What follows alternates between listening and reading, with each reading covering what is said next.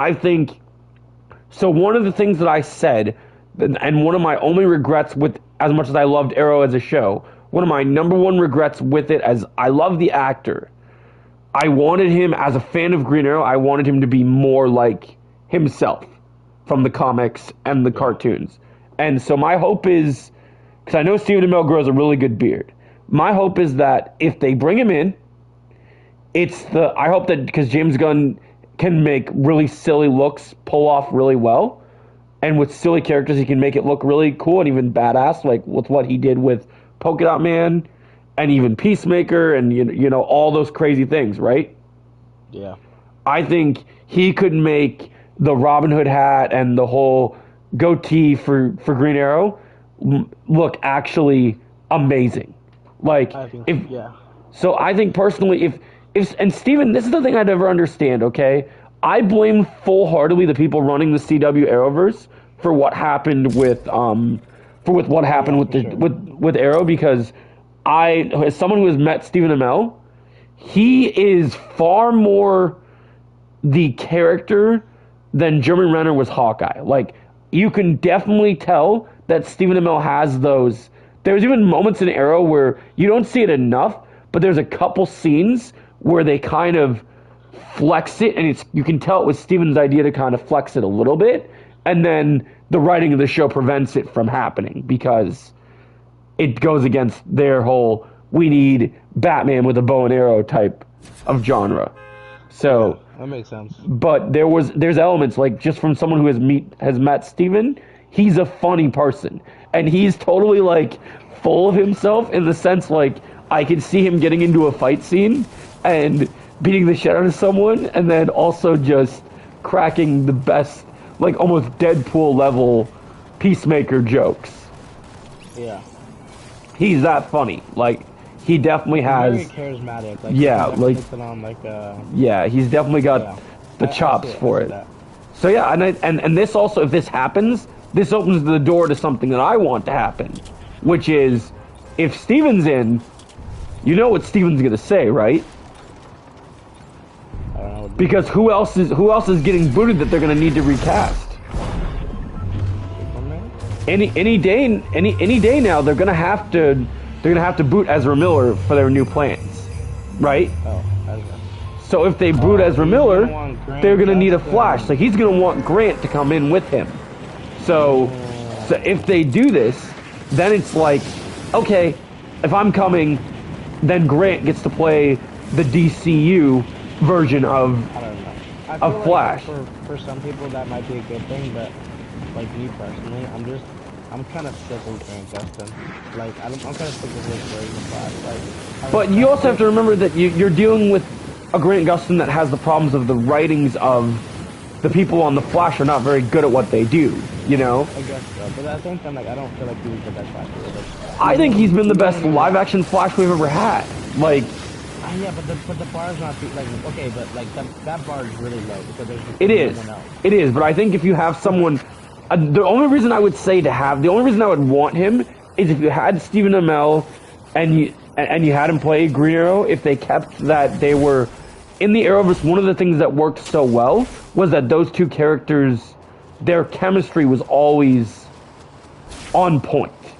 So they didn't get to do much a lot either. Like they had that crossover, but they didn't. Yeah, really, so they could expand upon that further and have a real kind of speedster. But also, make the characters interesting, because I didn't really care for their. Well, that's what I'm saying, is you would make their characters interesting. Like, if you want to have a reason, you could bring those two back and you could have them do their thing, and then you could have them both be very interesting together.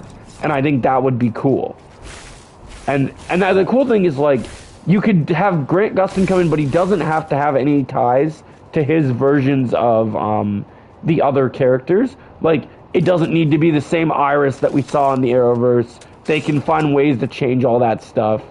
Yeah. Like, so I didn't mind the Iris who played in the. Yeah. No, I know, I didn't either. But I'm just saying, like, yeah, it seems like I see a lot of people, and we can decide whether we want to bring this into a topic or not, but DC's still under a lot of hate for these. Also, my thing. So I was gonna say, along with your subjects, we can one of the things I wanted to talk about was the state of DC right now because there's been more development.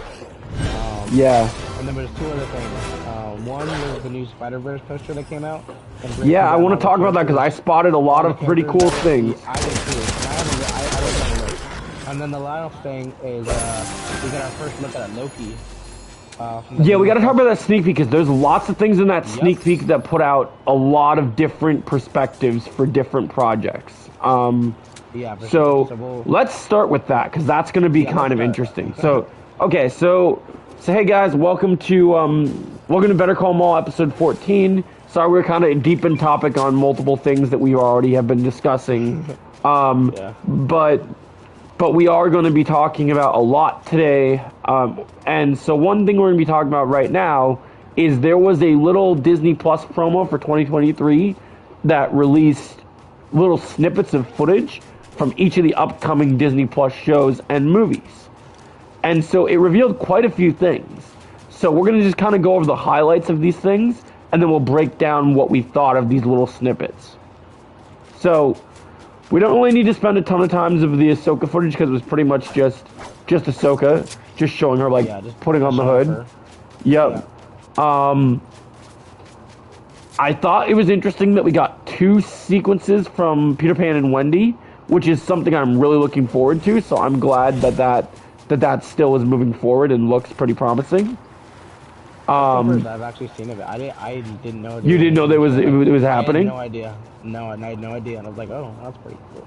Yeah, no, I was excited about that. But I'm excited for it because Peter Pan's my favorite classic Disney thing. Yeah, I'm not a huge Disney fan, but I respect. I know there are Disney fans out there, and they love Disney. So absolutely. I'm happy for them. And then they have, obviously they did the Mando stuff because they want to promote Mando. It makes sense. Mando's coming out before Ahsoka. Why not? There was a little bit of Bad Batch footage, which I'm actually getting. I actually didn't realize it's only 2 weeks away. Ooh.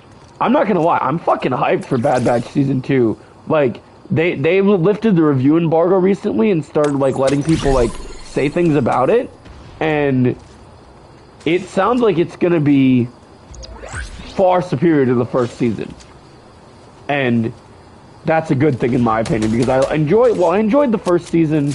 It's good to have more good Star Wars content because after what happened with Andor, we're craving some more good Star Wars content. So I think that's cool. I'm looking forward to that. Oh crap, we got people. And then so the other things in this thing is we got a little look at Secret Invasion in here too.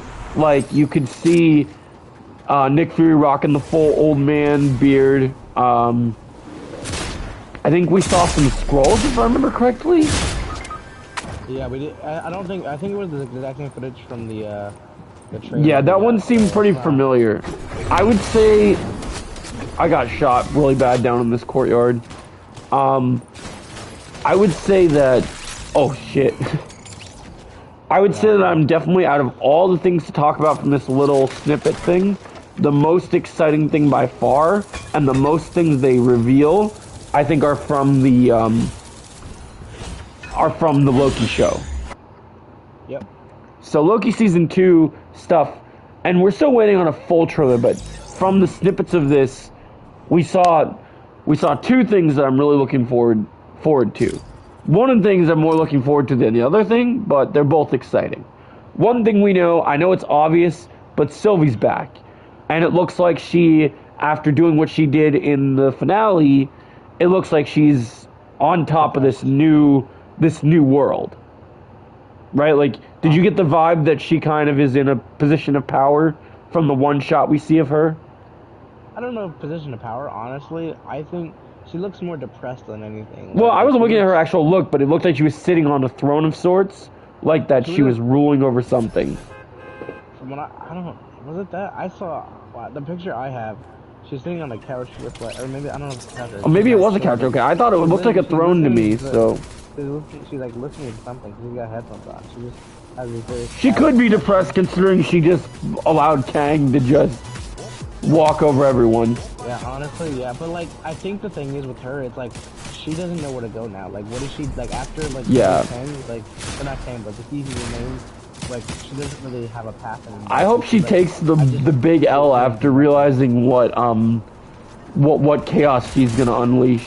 I hope so too. I honestly hope that, you know, Loki gets to her and he smacks her on the ass and says, "Listen, honey, you got some explaining to do." Yep.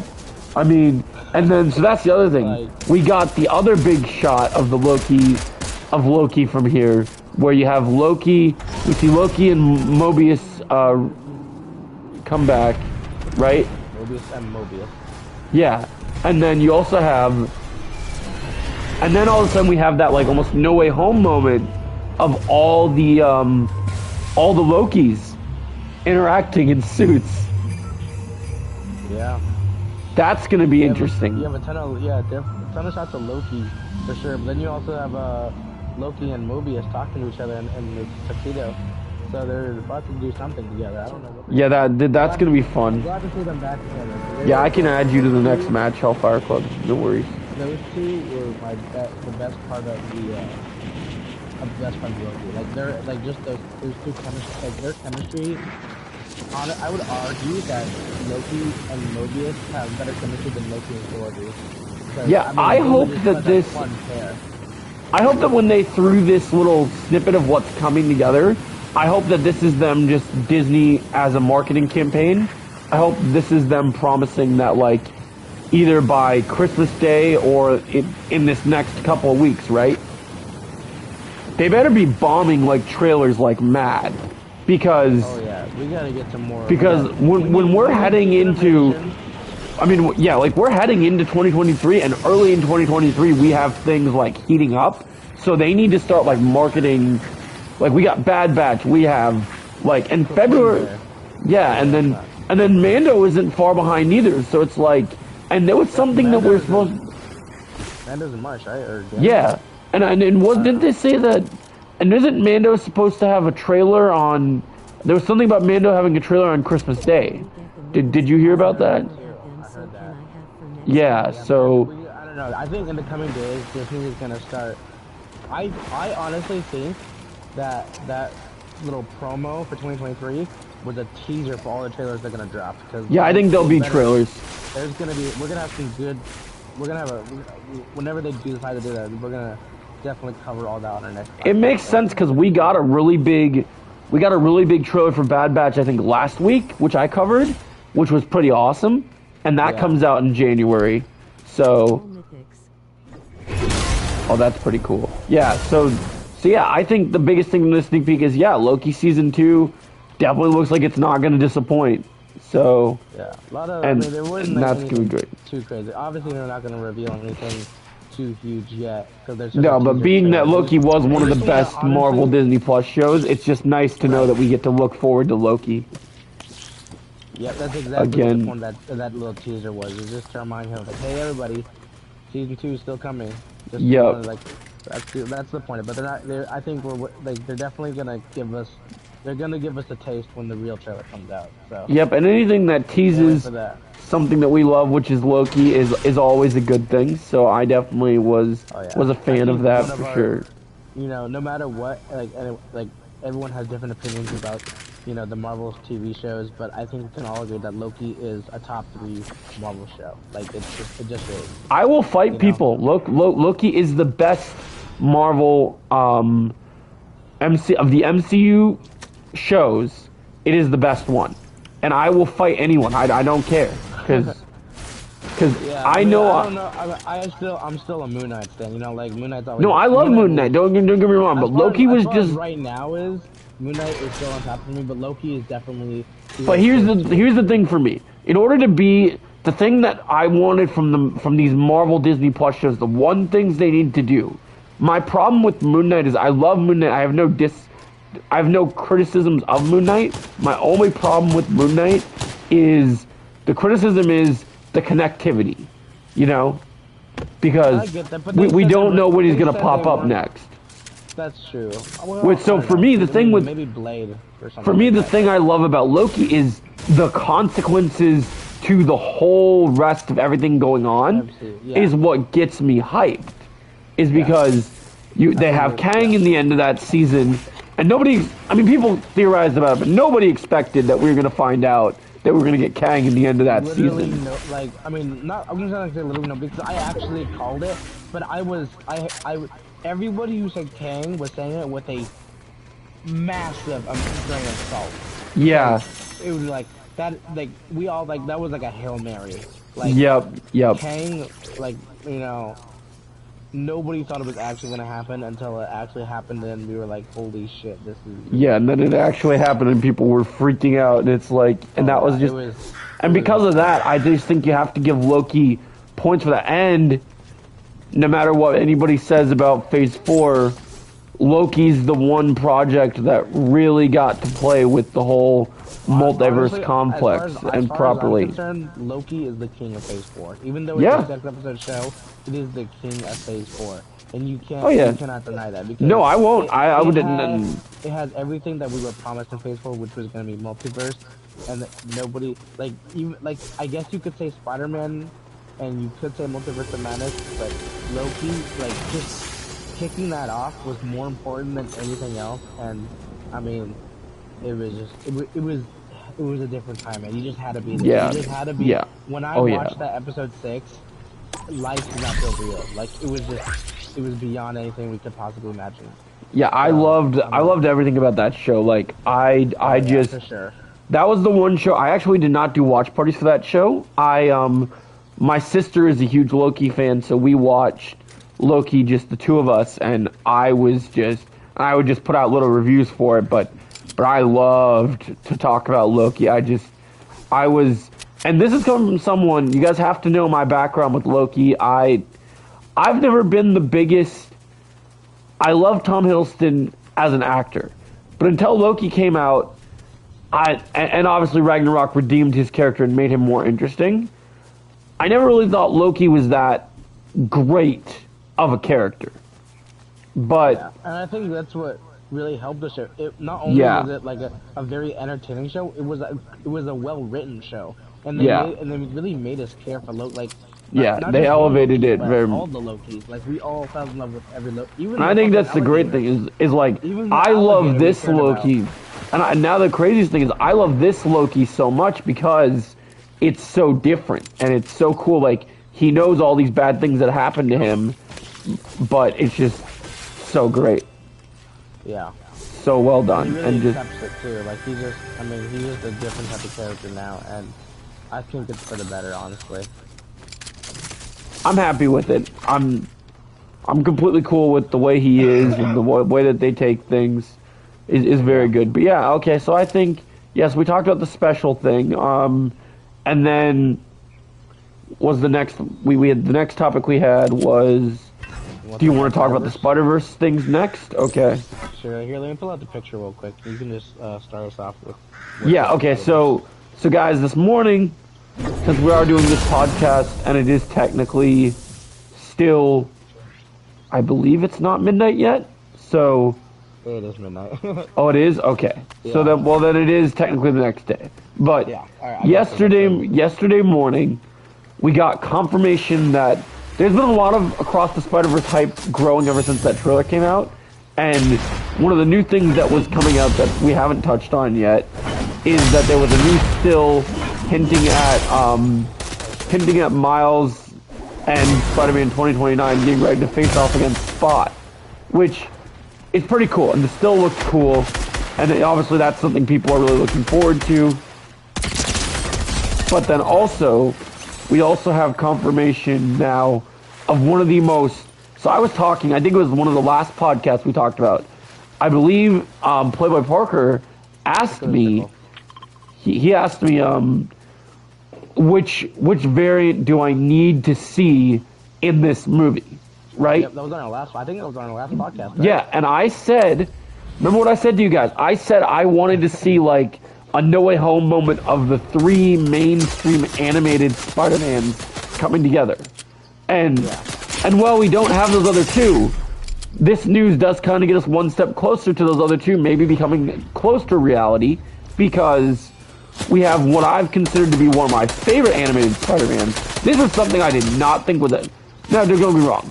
Lots of unpredictable things, crazy things happen all the time. But this was something that when I woke up and I immediately heard about it, I could not stop. Like, I started, like when I get off this podcast, I'm literally going to go watch Spectacular Spider-Man because I was literally freaking out when I heard that this was happening because I don't know if you've thought about this because I don't know your history to Spectacular Spider-Man, but I was familiar with the show, but I was more because I grew up in more of the Ultimate Spider-Man TV shows, the one on Disney XD.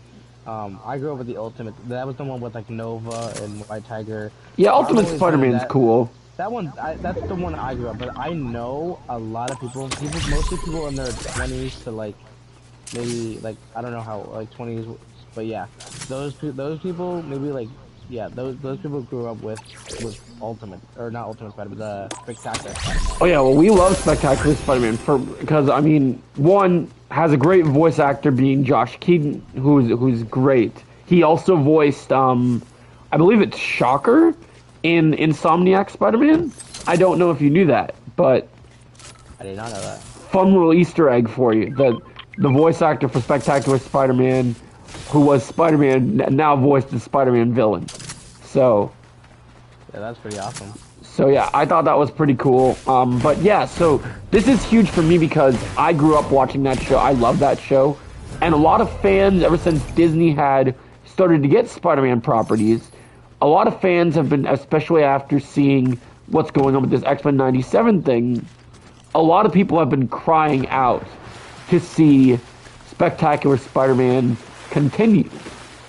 And if he appears in Across the Spider-Verse, and if it's received well, there's a good chance that that we could maybe get some sort of continuation with him, which I think could be pretty cool. I think what happened, there was like a Teen Titans Go movie, and they hinted the Teen Titans were to come back. Then it only led to a special. It didn't lead to the series coming back, but you definitely have potential there. Yeah, I think just the idea of that would be cool. I mean, I know a lot of people. I remember there was concept art for a season. I think I forget if it was season 3 or season 4. It was one of the 2 seasons. Was it 4? Okay, because then apparently season. I forgot. I don't know if I had 2 seasons or 3 seasons. Because I know that season 4, I think they were planning like really big stuff. So hopefully they still have all those plans because I think this is gonna be cool. And yet again, building more hype for Hello Hellfire Club. Disney doesn't shy away. They're bringing X-Men 97 back. There's no reason why they can't bring back one of the most beloved Spider-Man shows. And if they do this, people will love it because this is one of the things that people just absolutely love.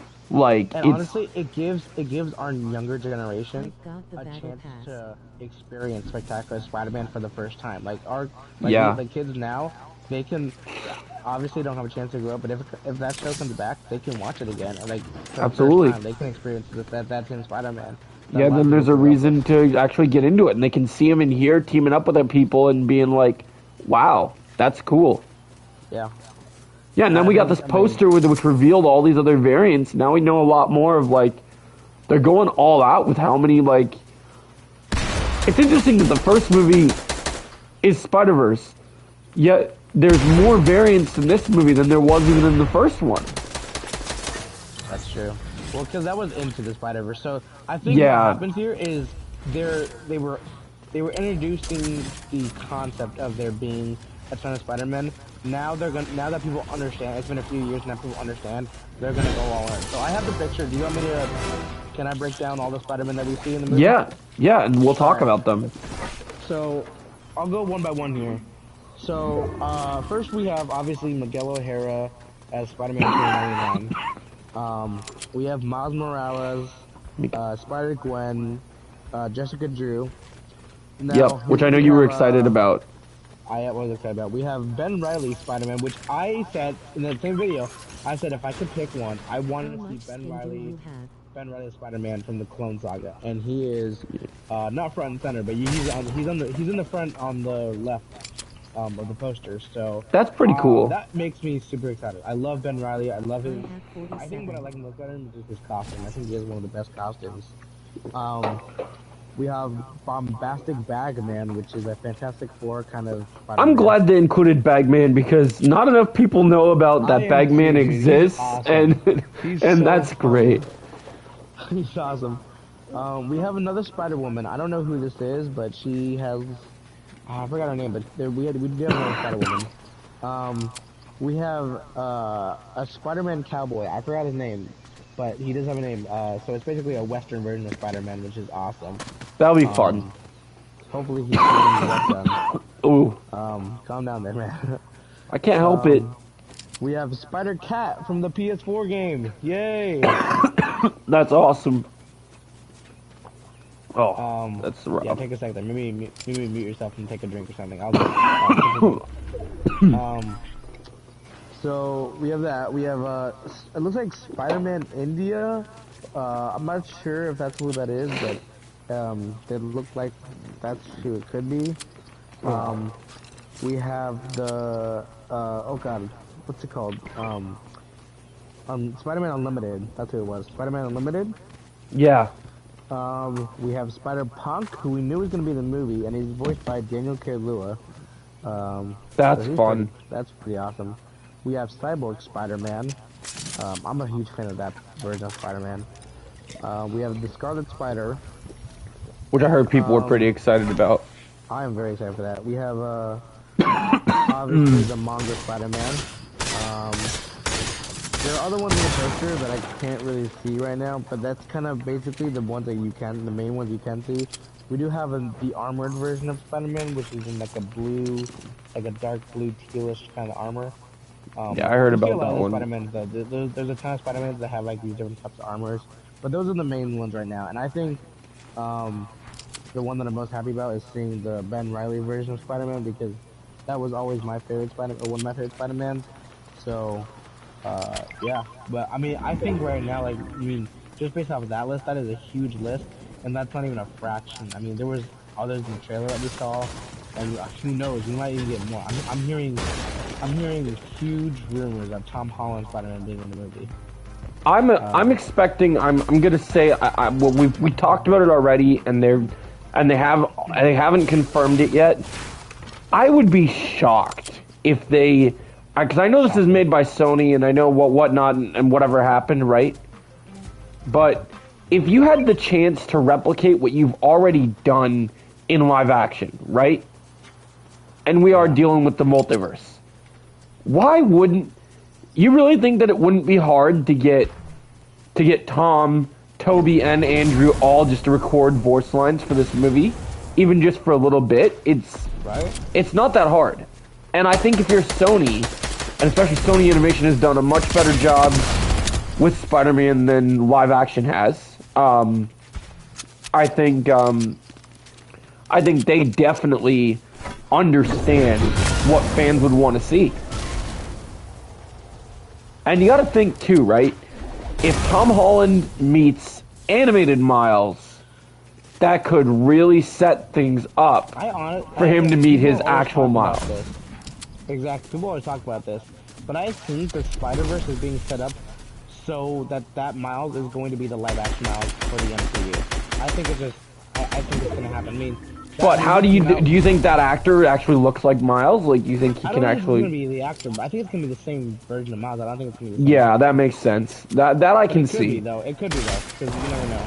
Well, what I think they're gonna do is because Sony and Marvel are in this big partnership right now. I think one of the big reveals to come from this next, at the end of this next Spider-Verse, or maybe even because I think this is going to be part 1 of the part 2, right? Yeah. I think that either at the end of this movie or at part 2, I think there's a chance that Miles, Spider-Gwen, maybe Peter, maybe they all end up in the MCU at some point during this whole multiversal experience, because I think so too. And I think this movie came out, the first movie came out but they was in development since Marvel and Sony have been talking, and I think this movie has been leading up to something huge, because they wouldn't have a two-parter if it wasn't going to be for something big. And I honestly think that that's what it's been leading up to, and I hope it is too, because it is. It's a great movie. And it's a great version of Miles, and I think I it's agree. the best version of Miles we've seen so far. So, yeah, I can't wait to see what they do with this. I agree. I think that's really great just to have that experience and to be able to tell that. Like if they do Tom Holland, I love the thought that Tom Holland has just been hanging around this Spider-Man Academy with a bunch of other Spider-Men. He's just been hanging around, like he hasn't told anybody, but he's like, yeah, I'm here too. Like I haven't told anybody. Great. I didn't tell my Aunt May, or I didn't tell Tony or anything, but yeah, I know about the secret like area of Spider-Man. Yeah, I think that's pretty great. That if that's how they've been playing it, that's a really cool way to do it. Yeah, for sure. I just hope that if they do put out another trailer, I really want to see a closer look at Spot. Man, I really want to see how they're going to beat this. And I want to know how they're going to beat this guy, because his powers are used in such an interesting way. I'm wondering how they're going to use, with all these different Spider-Mans, how they're going to use him. Because it's going to be so interesting to see. Because with the capabilities of multiverse travel and everything, and he can use the spots to like nearly create black holes, that's going to be so interesting to see how they did it. Because they did it really well in the original early 2000s Spider-Man cartoon when he debuted.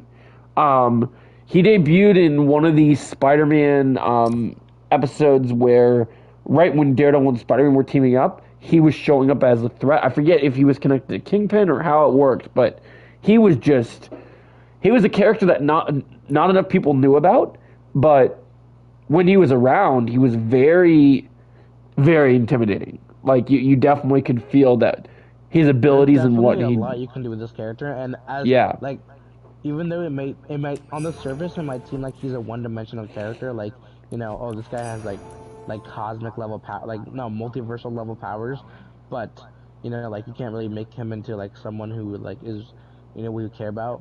Like you could actually do that. Like you can make him into like a Thanos type character. Like you really like you can. There's definitely potential for him. So yeah. I know where that dude went. Okay, that's good. Yeah. How much I'll skin switch. do you have? I don't know how many I have Hellfire Club. I have a decent amount. Let me see. What's he asking? How many skins I have in Fortnite? Does Hellfire Club want to join? Yeah, I think so. Did you want to join Hellfire Club? We can get you in if you want to come back. You can check switch it to trios. Go into sort and filter. Yeah, I can check that. Give me a second. You're gonna do those already. Yep. Okay, sort and filter. 1, 2. Okay. And then it should say next to. Okay, 63. All. There you go. All so I have 63 skins. I left cause I'm about to sleep. Yep. Oh, you're gonna sleep? Okay, no worries, Hellfire. Yeah, so I have 63. I hope that answers your question. But yeah, so on the Spider-Verse level, that's kind of where we're going to, which is pretty cool, and I think that's gonna be awesome. And if we get the chance to see all these different Spider-Man and a bonus, we're gonna see animated Spider-Man, PS4 Spider-Man teaming up with Toby, Andrew, and Tom Holland. That would be really awesome. Yeah, that would be pretty cool. How cool? Okay, tell me this. What would your reaction be if you saw Daredevil in this movie? Dude, if Daredevil was in this movie, it'd be crazy. Animated Charlie Cox up in here. Oh my god. Let's not say like okay. Let's not go for Charlie Cox. Maybe not Charlie Cox. But if they do Daredevil, but maybe it will be the animated Daredevil from that same Spider-Man cartoon. Exactly. Yeah, that'd be cool. What would your reaction be? I'd be freaking out, man. I mean, I honestly, I don't know if Connor and them will be into like. I don't know what their takes are on animated movies, but I think the screening for this film is going to be pretty amazing. Because I love Spider-Verse. I mean, Spider-Verse it's still, when I ranked all my Spider-Man movies, it's up there with my and this was before obviously No Way Home came out, but it was. It's one of the. It's up there with For me, it's up there with Spider-Man 2. I still think Spider-Man 1 is the best Spider-Man movie. Oh, you like Spider-Man 1 more than Spider-Man 2? I like Spider-Man 1 more than any other Spider-Man movie. That's my I love Spider-Man 1. I got movie. Spider-Man 1 up there pretty high too, but I don't know. The Doc Ock stuff is, and all the other stuff in that movie is so good. There's a lot of points in the movie where it's like it gets kind of repetitive. Cause like I get like the movie, like I know this is completely off. Well, it's not off topic, but we're talking about Spider-Man, right? But, Yeah. It gets to the point where like the movie, like they wanna make it clear that Peter Parker lifestyle, and we get that. Yeah. But it makes it so frequent, like the movie shits on him so much that it gets like to a point where it's like, okay, we get it, like his lifestyle. And I think what I love about it so much is I love the fact that they handled the story perfectly of the hero that loses faith in himself and then loses his powers. I thought they did that so great. Great and all, but they also kind of did that in the first movie where you know, like he's going through some stuff and he's like, you know, I don't really know if I should be doing this because, you know, I'm putting people's life in danger. But at the end of this, but the cool thing about the second movie is that he starts out like, I'm Spider-Man, I love being Spider-Man and love my job, but then at the beginning of the movie, he was even thinking like, you know, he didn't know if he wanted those powers and the responsibility of being Spider-Man. And then... And that's true. And then now... For me, the first movie, I think I don't want to say the acting. I mean, the acting's still good in both movies. But, you know, as you know, people argue with what they want, but I still think like, Willem Dafoe's Green Goblin is a better villain than Doc Ock. Oh, I think in terms of a villain, he is better. But in terms of, like, Sam Raimi's writing and what he did with the story, I think they did a really good job in the Spider-Man 2. I still think the first movie is still better just because it's such a perfect origin story. Like, no, I agree. Better Spider-Man origin story. No, I think it's a great origin story. I think they did a great job with it. I have nothing but love for Spider-Man 2. I mean, or the original Spider-Man. I mean, everyone knows Tobey Maguire is my favorite Spider-Man, and I have nothing but love for that movie. It not only has some of the best memes and quotable lines, it also has just the best everything. Some of the best moments. Yeah. Like, I love the first fight between Goblin and Spider-Man in the burning building. When he uses the Matrix jump. Yeah, I agree with that. I mean, that was a really good moment. And I love... But there's also a lot of great moments in the first Spider-Man, like that. Yeah. First, when Green Goblin shows up and Spider-Man... Well, that's what I'm talking about. I'm talking about in the first Spider-Man. Yeah. Oh, you're talking about the first Spider-Man, yeah. Yeah. And I love the final showdown. In the second Spider-Man, too, like, to your point, yeah, there's a lot of good stuff across each Spider-Man. Like, that train sequence in Spider-Man 2, oh my god, like, some of the... Yeah. Like, one of the best superhero moments of cinema. Yeah, that's like, true. That train sequence is just so good. Yeah, for me, I like, I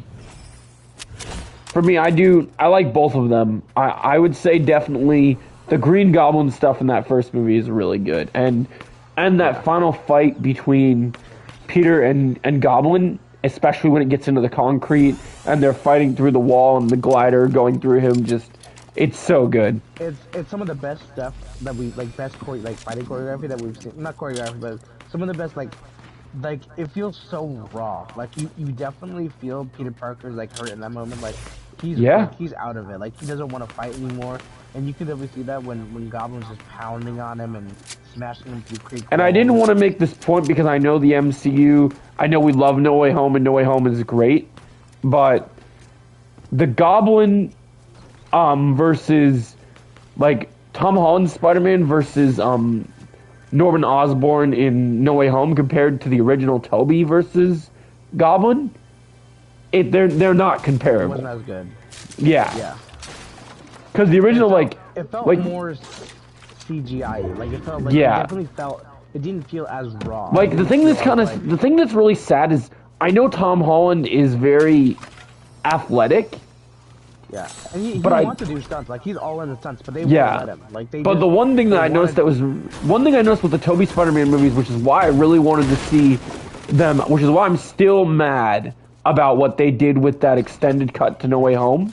Oh yeah, they didn't give us that moment. I still want that Goblin and Toby rematch because one of the reasons why I realized that Toby's my favorite Spider-Man, not just because of the fact of his journey and how he goes from being one of the most savage Spider-Man to being like now the most like what would you say the most sensible one now in terms of like trying to be the hero, do it the right way. Yeah. Because he's not on that vengeance path anymore. But one of the things I loved is when I was first, like when you watch Spider-Man as a kid, you know, there's certain things you don't notice as much because you're watching these movies for the first time.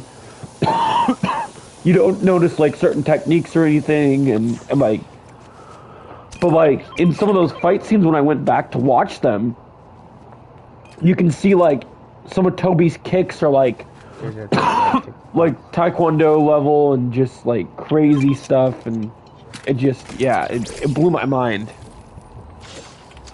Yeah, I agree.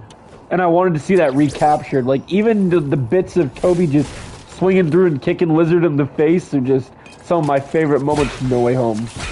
Well, I think another thing, you know, going off of what you're saying about you know Spider-Man fights, I don't mind. See, I like Tom Holland's Spider-Man. Yeah. But I think what we can agree on is one of the weaker aspects of his Spider-Man is that when he fights his villains, you never really have a good Spider-Man versus like he never really fought. He fought like he battled Vulture, but he never really fought him in that kind of way. Like he never like went hand to hand. Whereas you look at Tobey and Andrew's stuff, like they have the best Spider-Man fights. But with Tom, you don't really get that. Like he never fought Vulture, he never fought Mysterio. Like really, he never like actually fought. He just fought his drone. Yeah, I know. The person that Tom Holland Spider-Man, the only person he really fought was Thanos. That was really the only person he actually fought.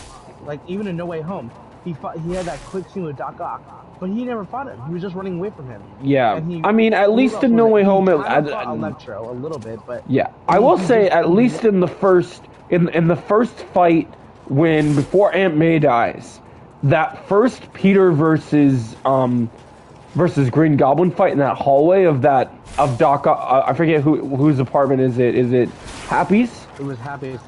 That apartment fight was incredible, and it was alright, and Goblin's dialogue is so good in that scene. Like just how he's like, I forget what he says. He says something like. He's basically just egging him on, like he's but I love that. That's what we love about Green Goblin is just how he's egging him on, and he's like, and he's like, poor Peter, too scared to have it all, too weak to take it. He just starts beating the shit out of him. I don't know. It just kind of strikes me as amazing when they were doing like interviews for that movie, and people were still trying to pretend like Willem Dafoe wasn't gonna be back as Goblin in the movie and stuff. And then he's like, oh, I'm in the movie and I'm doing my own stunts and I'm like fucking 50 years old. And you just see how crazy all out they went with him, like, it's super cool. I think Willem Dafoe did a great job. Got him. As Goblin. And yeah, again, like I like that scene where they were fighting each other, Goblin and Tom Holland, Peter Parker were fighting each other. But again, the thing about that is it didn't feel as raw as that. Well, yeah, it definitely didn't feel as raw, but I think that's because I don't compare the rivalry that Tom Holland at this stage has with what Toby had with him. Like, the reason that was so raw is because Goblin in that scene, what Goblin had done to Toby in those moments of the movie. Come over here. He's reviving. Yeah, I killed him down. I'm gonna come get you. Go after them first. Go after them. Oh, who you marked? Okay. Get over there. Are they gone? Right there. Oh, he's trying to res. Ah, nice. Damn, that was pretty sick. But yeah, I think, I mean, I like that apartment scene, but it just felt like, I don't know. I know a lot of people like praise it for being so good, but it just felt like I could definitely tell they were on wires. Whereas like that first Yeah, no, movie, I get it. I liked it. It I felt don't like more it for the real. Spider-Man portion. I like it for the fact that Yeah, I like it for the dialogue. I like it for the dialogue, and I like just watching. There's something about because in the other movie, in the Tobey movies, because you get to see Willem Dafoe's Goblin in the Power Ranger-esque looking Goblin suit, right? Yeah. It limits what he can do. Where like when he's out in like his little like hooded getup, you're watching him throw Spider-Man around and using the Goblin's strength for what it is. It's just impressive to see. And I liked that. Like seeing Willem Dafoe just like that's a fight you watch, you're rooting for Goblin, you're not rooting for Spider-Man.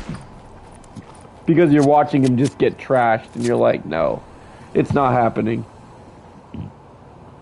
And even that I agree. So I think that's great. But yeah, no, I think honestly Tobey's Spider-Man is Spider-Man 1 is irreplaceable. It's amazing. The cage fight scene is great. There's not a single day that comes by that still to this day, whenever I'm trying to intimidate someone or egg someone on, I will always say to my friends when we're playing Injustice or just anyone that there will be moments where I'll even be like, "Oh, that's a cute outfit. Did your husband make that for you?" Even though it's kind of a gay slur now. No, I don't care though because that line was iconic. It's iconic, but it's also kind of a gay slur that people look back on like, oh, that was I forgot the movie came out in 2003. Like, see, but that's the thing is you have to respect it for what it was. And that's why you. So, but it's also I don't know. I wouldn't say that to anybody now. Like I wouldn't say that. Like I would say it to my friends because. Well, that's what I'm saying. You say it to your friends, yeah, because they know the joke. You can't say it to people that would get offended. Now, like, yeah, I wouldn't say that to anybody right now because that would be like, oh. No, that's why you say it to your friends, and that's what it's meant for. It's not meant for people that haven't seen that movie. Yeah. That's the point. It's not like a saying you can. You don't quote those lines to people that haven't watched that movie. Like all of Tobey's lines, you only use them when you know people are around that know those references. Like there have been times that I've worked, like when No Way Home came out, I would always, when we were making flatbreads, I would always hand off the pizzas at the end of the counter and say pizza time, and I would always get a smile. It was always great. Yeah.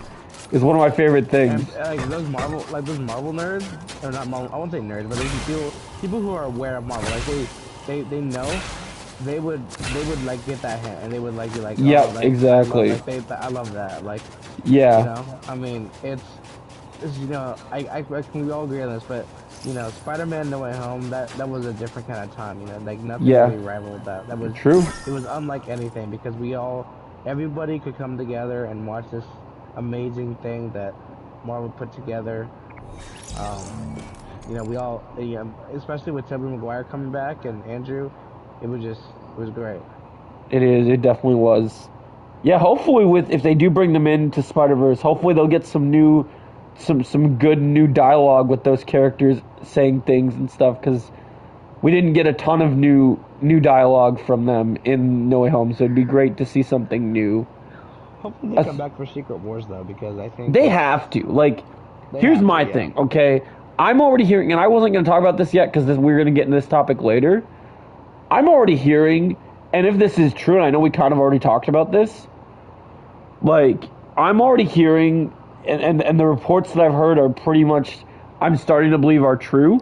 If they really are, if Kevin Feige is really trying to get every single person from Marvel, like, live-action media that he can, I'm really starting to believe that he's going to attempt to do that for Secret Wars. Because... Oh, yeah, for sure. Well, it's Secret Wars. It's like, you can't really introduce people because then you're ruining it for your future franchises. Yeah. Just bring back everybody who was in a Marvel movie ever. That's how you do Secret Wars. And I think what's going to be crazy about that is, like, we look at the Portal scene like it's so great, but just imagine a Portal scene-like moment with that many memorable Marvel characters. And that's not even, like, like, you could honestly bring in everybody from the Spider-Verse in that movie. Yeah, like, exactly. Kaluuya's Spider-Punk. and see Daniel Kaluuya on the first, like not only is he Wakabi, but he's also Spider-Punk. Like, I mean, well, that's the thing. That's the thing. With Secret Wars, it's all about the incursions that happen. So they can totally pull that off with multiple variants. And this guy who was at one point he grew up in Wakanda, and now he's like somebody from, I don't know, New York or Seattle or something. I don't know. I would love to see the. I'd love to see the his character from Black Panther 1 come back and interact with Spider-Punk. Yeah. Just like how did this happen to you? Because that's some of the fun things that people want to know. Is they want to see those variants interacting with one another, and I think that's if Secret Wars is going to have everyone pitted against everyone for the survival of the universe, you're going to need everybody that you can get, even people from Wakanda. Oh yeah, I mean even people from fucking, I don't even know, just like literally anywhere. Yeah. Yeah, it's gonna be pretty. I think one thing that would get me very excited, just because if you look at how long they've played their characters, the legacy of them, I think a team up between Deadpool, Wolverine, because I think Hugh Jackman will also come back for Secret Wars, and having those. It doesn't necessarily have to be the 3 Spider-Man, but at least Tobey and Andrew standing next to Deadpool and Wolverine would be incredible. I mean that's what we're all hoping for. And then if you have Daredevil there too, like that'd just be too good to be true. What do you think of? What's your reaction? Charlie Cox and Ben Affleck Daredevil both came up fighting off bad guys like. I want to see it. I want to see it so bad. I'm gonna admit something incredibly incredible hot take. I do not hate Ben Affleck's Daredevil. I think that they can. I think he was fine. Yeah, I mean he's not Charlie Cox, but I can definitely. Was he written the best? Not really, but I mean you can redo, like you can do him a right way. Like he's not a terrible, like he's not a ruined character forever. Plus, I love the idea of those two interacting. I think the idea of those two interacting would just be amazing. Yeah, I love the fact that they could, like, they both have the exact same sense. Like, they can, like, see each other and they can describe each other what they look like, but they're both blind, too. I think that would just be awesome. That would be so fun, just because you could see the two of them. He's like, nice suit. Is that leather? He's like, yeah. What's yours? He's like, oh, it's bulletproof. It's like a Velcro kind of like... Which is the other thing I heard. Awesome. I heard a big scoop today, too. Did you hear... So, we haven't talked about this show in a while because it's not really a show in our mind very much anymore. But you know how in She-Hulk... When Matt's at when Matt's at dinner with Jen, right? Yeah. And they're talking about the person that made their suits. He said, "Oh yeah, I like that tailor because he made me a couple new suits." And we assumed outside of the Daredevil suit that he was referring to his like actual business suits, right? Yeah. I heard today, as breaking news of Daredevil Born Again, Daredevil will have 6 confirmed new suits in Born Again. Ooh. So that means those new suits he made, those were not just like suits for the office, like to go do lawyer stuff. Those were more Daredevil suits. So there were suits that he was working on that we did not see. Holy fuck. What was that? Did you just get transported? I don't know what the fuck's that, but yeah. That's, I mean, I don't know. I mean, I guess that makes sense because you have like, what, 16 different episodes? So 18. 18 episodes. Wow, so you have 18 episodes? That's a lot of, I mean, yeah, you definitely have time to do all those suits. Yep. But I honestly, here's the thing. So, that's cool, but it would be even better on a like, more, I guess, what's the word? Like, useful level or practicality. That's what practicality. What if each suit does something different? So when that's what I was thinking. So here's my thing. He has a different suit to do something different. Well, yeah, tomorrow I'm going to do a video about why he has. I think now that he's in the MCU, they're gonna approach it kind of like an Iron Man thing, where he just has practical reasons, or not even Iron Man, more like Batman, right? Like how Batman has multiple suits in his cave. Yeah. Games, right? Yep. Yeah. Exactly. So I think it's gonna be more like that, where like each suit is gonna have a reason for why it's there. Yeah. So and I think and he'll choose why he wears it. Yeah, it definitely excites me because there's a lot of each suit has a lot of potential, and you have a lot of opportunity to do a ton of different things with the fact that he's wearing multiple suits. So I think that's an awesome.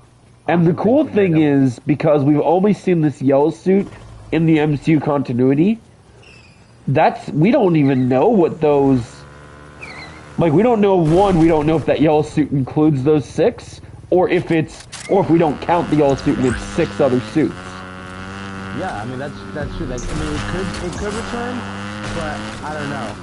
I mean, even if that is one of the 6, you still have 5 other suits. So that's Yeah, awesome. exactly. That's what I think is crazy. It's like, a win-win. It's a win-win. Either way you look at it, you're getting 5 different suits that we have no idea what they are. Exactly. I think one of the suits could be traditional, like the black, just the black shirt with the black mask. It could be one of those, because I feel like that's more of a stealth suit. Like you're hiding in the night. I think we'll see the return of his. A full black suit. Yeah, I think we'll see the return of his stealth suit, but I also think he'll have like an all black Daredevil updated suit. So I think that's definitely something that's probably going to happen. And I also think that he'll have, even though they have the time to expand, I could see for a lot of his big missions, like when he's fighting Kingpin and stuff, I think he'll wear one of his definitive costumes is going to be like a Daredevil suit with like the bright red and then the Daredevil logo on it. Like, yeah, like the double D. Yeah, like I think that's probably the suit you'll see him the most in. So. You remember that little piece of fan art that came out? That was basically his yellow suit, but it was redesigned. I think that's what it's gonna look like, and I think that's honestly one of the best designs we've seen. That's definitely would be one of the most perfect suits. Oh yeah, for sure. I mean, it just excites me, and I'm out of everything that we've heard for Daredevil Born Again. Or not out of everything, but just everything that we've heard for that show has been like, there's nothing that I can like. I mean, either way, this is gonna be one hell of a show, and honestly, it's shaping up to be Marvel's best show. Well, yeah, I think we know it probably will be, just because we know it's not going to be anything like what we've heard from any of the projects that we've had problems with in Phase 4. We know it's going to be. We know it's not going to be like the previous Disney Plus shows, because it's got the. It's got the whatchamacallit, it's got that extra TVMA rating. Oh yeah, like so. Yep, so that's gonna be good. It's good that they. I have a question for you though. And I want to hear your honest take on this. We're not trying to like, sugarcoat anything. We're trying to like, give me your honest take. Do you think it can be better than Andor? Ooh. In terms of I'm saying, not like, maybe not like action, because obviously that's not fair. Andor doesn't have a lot of action, but in terms of writing, it depends. Do you think it could be better than Andor? It depends on who's writing it, because Tony Gilroy was really smart in terms of the writing, and he really came up with all the right things. So it's hard. It depends how they do this, because here's what I'll say. If this show's writing is anywhere near the writing of the Netflix Daredevil, or better, and I know that's hard to believe to say better, right? But we'll say if it's anywhere near that show, if it's anywhere near the writing of that show, oh shit, I got him pretty easily. He died. So if it's anywhere near that, then I think that it could overtake Andor. Yeah. Because they would have to get really good writers. So far, they've really done a lousy job of hiring writers. So they hire the most minimalist writers that like oh yeah, that story's good enough. Like they haven't been hiring like Loki was like Michael Waldron. He's a genuinely good writer. I know that. Yeah. Again, We also have to remember one of the other reasons why Loki was so successful is because Tom Hiddleston was hands-on with the involvement of the show. And you have to think that Charlie Cox is going to be the same way. I hope he is. I think he tries to be as much as he can. Yeah. Marvel's like on the opposite side where you saw like let's take Black Adam for example. Dwayne Johnson was hands-on, but that's only because like DC they're very lax about that. Marvel is not very lax. They will if they see something that's like sus, they'll be like, okay, I don't like we have limits to what you can do with the show. So I think Charlie Cox will be as hands-on as he possibly can be, but again, we don't know how much he can be. But like I was saying, you know, I know we bring this up on the podcast all the time, but we both have our opinions of Multiverse of Madness. You know, was it the best written thing ever? I don't know. I think Michael Waldron could do. He did the best that he could. Yeah, with what the material he had. Yeah. A movie that was also supposed to be like,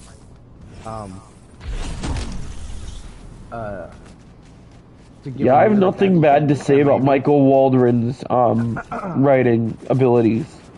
But you know, I mean, what else was he writing? He was writing. He was gonna write something, right? He was writing. Oh God, what else did he write? Did he write WandaVision?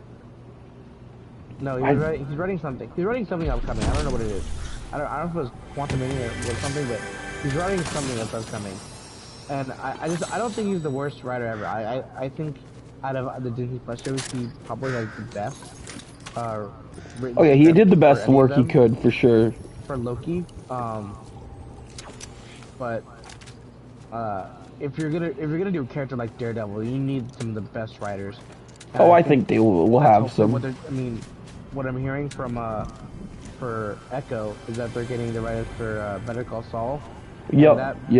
That as much as I really don't care about the character of Echo, I want to watch it because I never really cared about Andor, and that movie, and that could be the same effect. You don't know. Was so fucking good, like one of the best written shows on Disney Plus. So that's why you can't sleep on. That's why you can't sleep on those little things that you look at. Like, oh, I'm not interested in this character. The show might surprise you, and you never know. Especially if they write it really well and there's other characters around enough that make it even more interesting for you. That, I think, is what really makes it interesting. Okay, so talk about this stuff. I'm trying to think, what else do we have planned? You said you had a script with you, right? Oh yeah, I did, yeah. But we've almost gone over everything except for the DC stuff, I think. Oh yeah, the Captain America? Oh yeah, so we got the stuff about Captain America, Captain America 4, New World Order, and Thunderbolts being more linked in common than originally thought. So I'm hearing that Val might be responsible for Sentry's entrance into the MCU. That doesn't surprise me. She's a very shitty character right now. Yeah. We don't know a lot about her, but it wouldn't surprise me if she has hands-on on like a huge super, like beyond super soldier program, like a superhuman program that gives you like Superman level powers. I wouldn't. And that's what they were saying is what probably is happening. Is that's totally and probably. I'm not surprised that New World Order and Thunderbolts are connected because they're both supposed to be tied around like some kind of government, like, you know, whatever. And so what's interesting is it sounds like that, and maybe it's the case that Ross and Val are working together. We don't really know yet, but what I do know is it sounds like Sam Wilson in New World Order. He definitely is gunning for Ross. Like as of Captain America 4, yeah, I think it's a good thing, or I don't think it's a good thing. Yeah, I'm asking, like, is gunning for Ross? What do you mean by that? Do you mean like he wants to get him? They don't get along, and he wants to fight him and get him taken down. Yeah. So I would think so. You know, Sam kind of takes after Steve. You know, they're not the same person at all, but they have the same ideals. And I think for sure, like after watching the Winter Soldier, you can really tell that Sam has the same ideals as Steve, and so they're definitely they're definitely gonna want to take down those evil, like, corrupt government figures who want to use these people for not the greatest things. I'm intrigued by. It says that in the synopsis right now that and reporters are saying that he's supposed to be recruiting a brand new team of Avengers in this movie to take down Ross. So I'm wondering who we're gonna see that is on this team. Like, what does Sam Wilson's team of Avengers? No, I'm talking about New World Order. So in New World Order, it says that he's looking to recruit a team to take on Ross. So... Oh, Sam Wilson is? Yeah. As Captain America, one of the first things he's going to do is recruit a team. So we know that She-Hulk's going to be in the series, so I think She-Hulk's got to be a part of that, right? Like, yeah. It sounds like she is going to be part of that. Yeah, I think so. So that would make sense. Because we know she's in the series, or we at least heard she was. Well, yeah, New World Order is a movie, but yeah, we do know that she's... Yeah, we do know that she's in it, I think, from what we heard. We heard pretty suspicious things. And I'm surprised because we also heard something about, I think, about Banner being in it, too. Yeah, we heard that, too. Yeah, I mean, that wouldn't surprise me because we know that they're in, I mean, Banner... And obviously Banner and Sam know each other. They have to know each other because... I think it'd be a little weird to have two Hulks on the team, but I guess maybe. Or maybe one is just the on the field, and then the other one is not doing anything. Like, why can I not? I'm trying to click the... Oh, I gotta hold it. That's why. So, I wonder what their game they're playing is going to be. Like, what's going to be the main reason for them to do that specific thing? Like why did obviously what is it about Ross Sam Wilson isn't racist? Yeah, but also what is it going to be about Ross that he needs a team of Avengers? Because Sam Wilson is a very capable person. I think. I don't know. You think? I think he's a capable person, but he's also never really worked alone before. Yeah.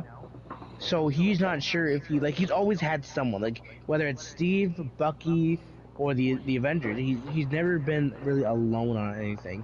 So I think there's gonna be a point in the movie where he's gonna have to do something alone, because I think, I mean, this is like a total I would go as far as to call this a theory, because we don't know what's gonna happen in the movie.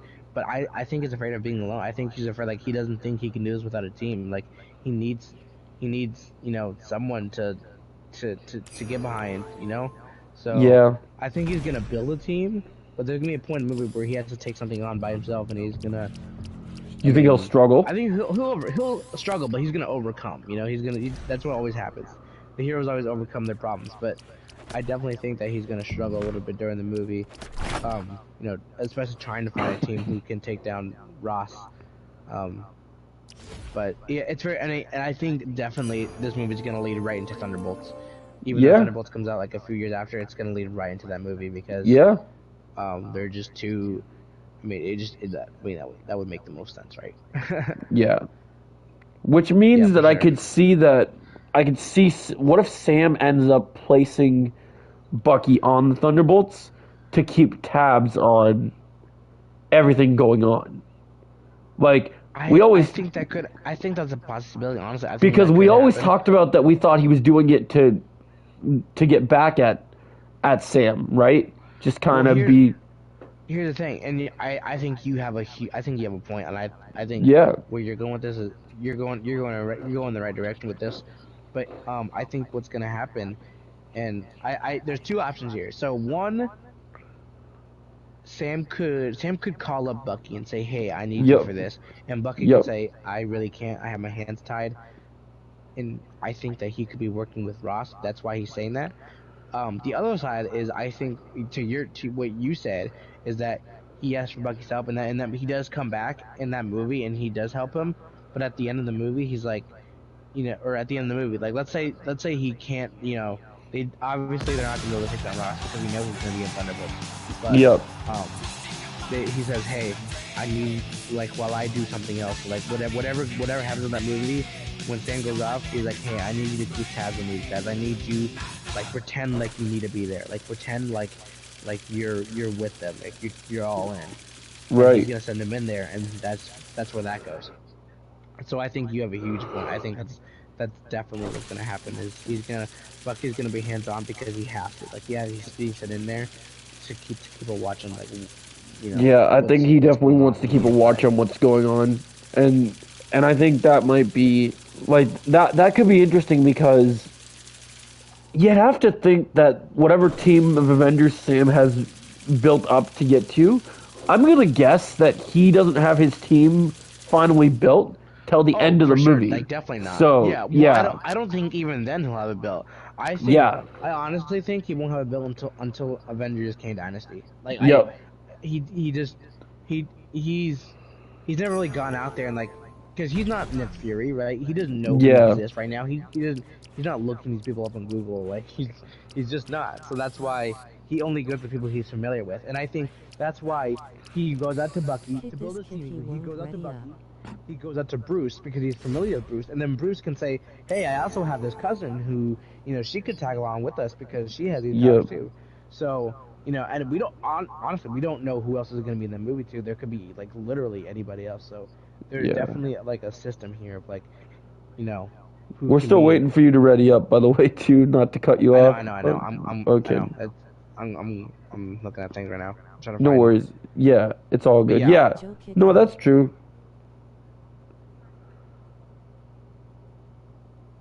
Now, he was looking at some things, Hellfire Club. We're working on it. Don't worry about it. Yeah, I agree. I think that's definitely a direction that they could go. And I think they should go in that. I mean, at the same time, though, let me know what you think on this.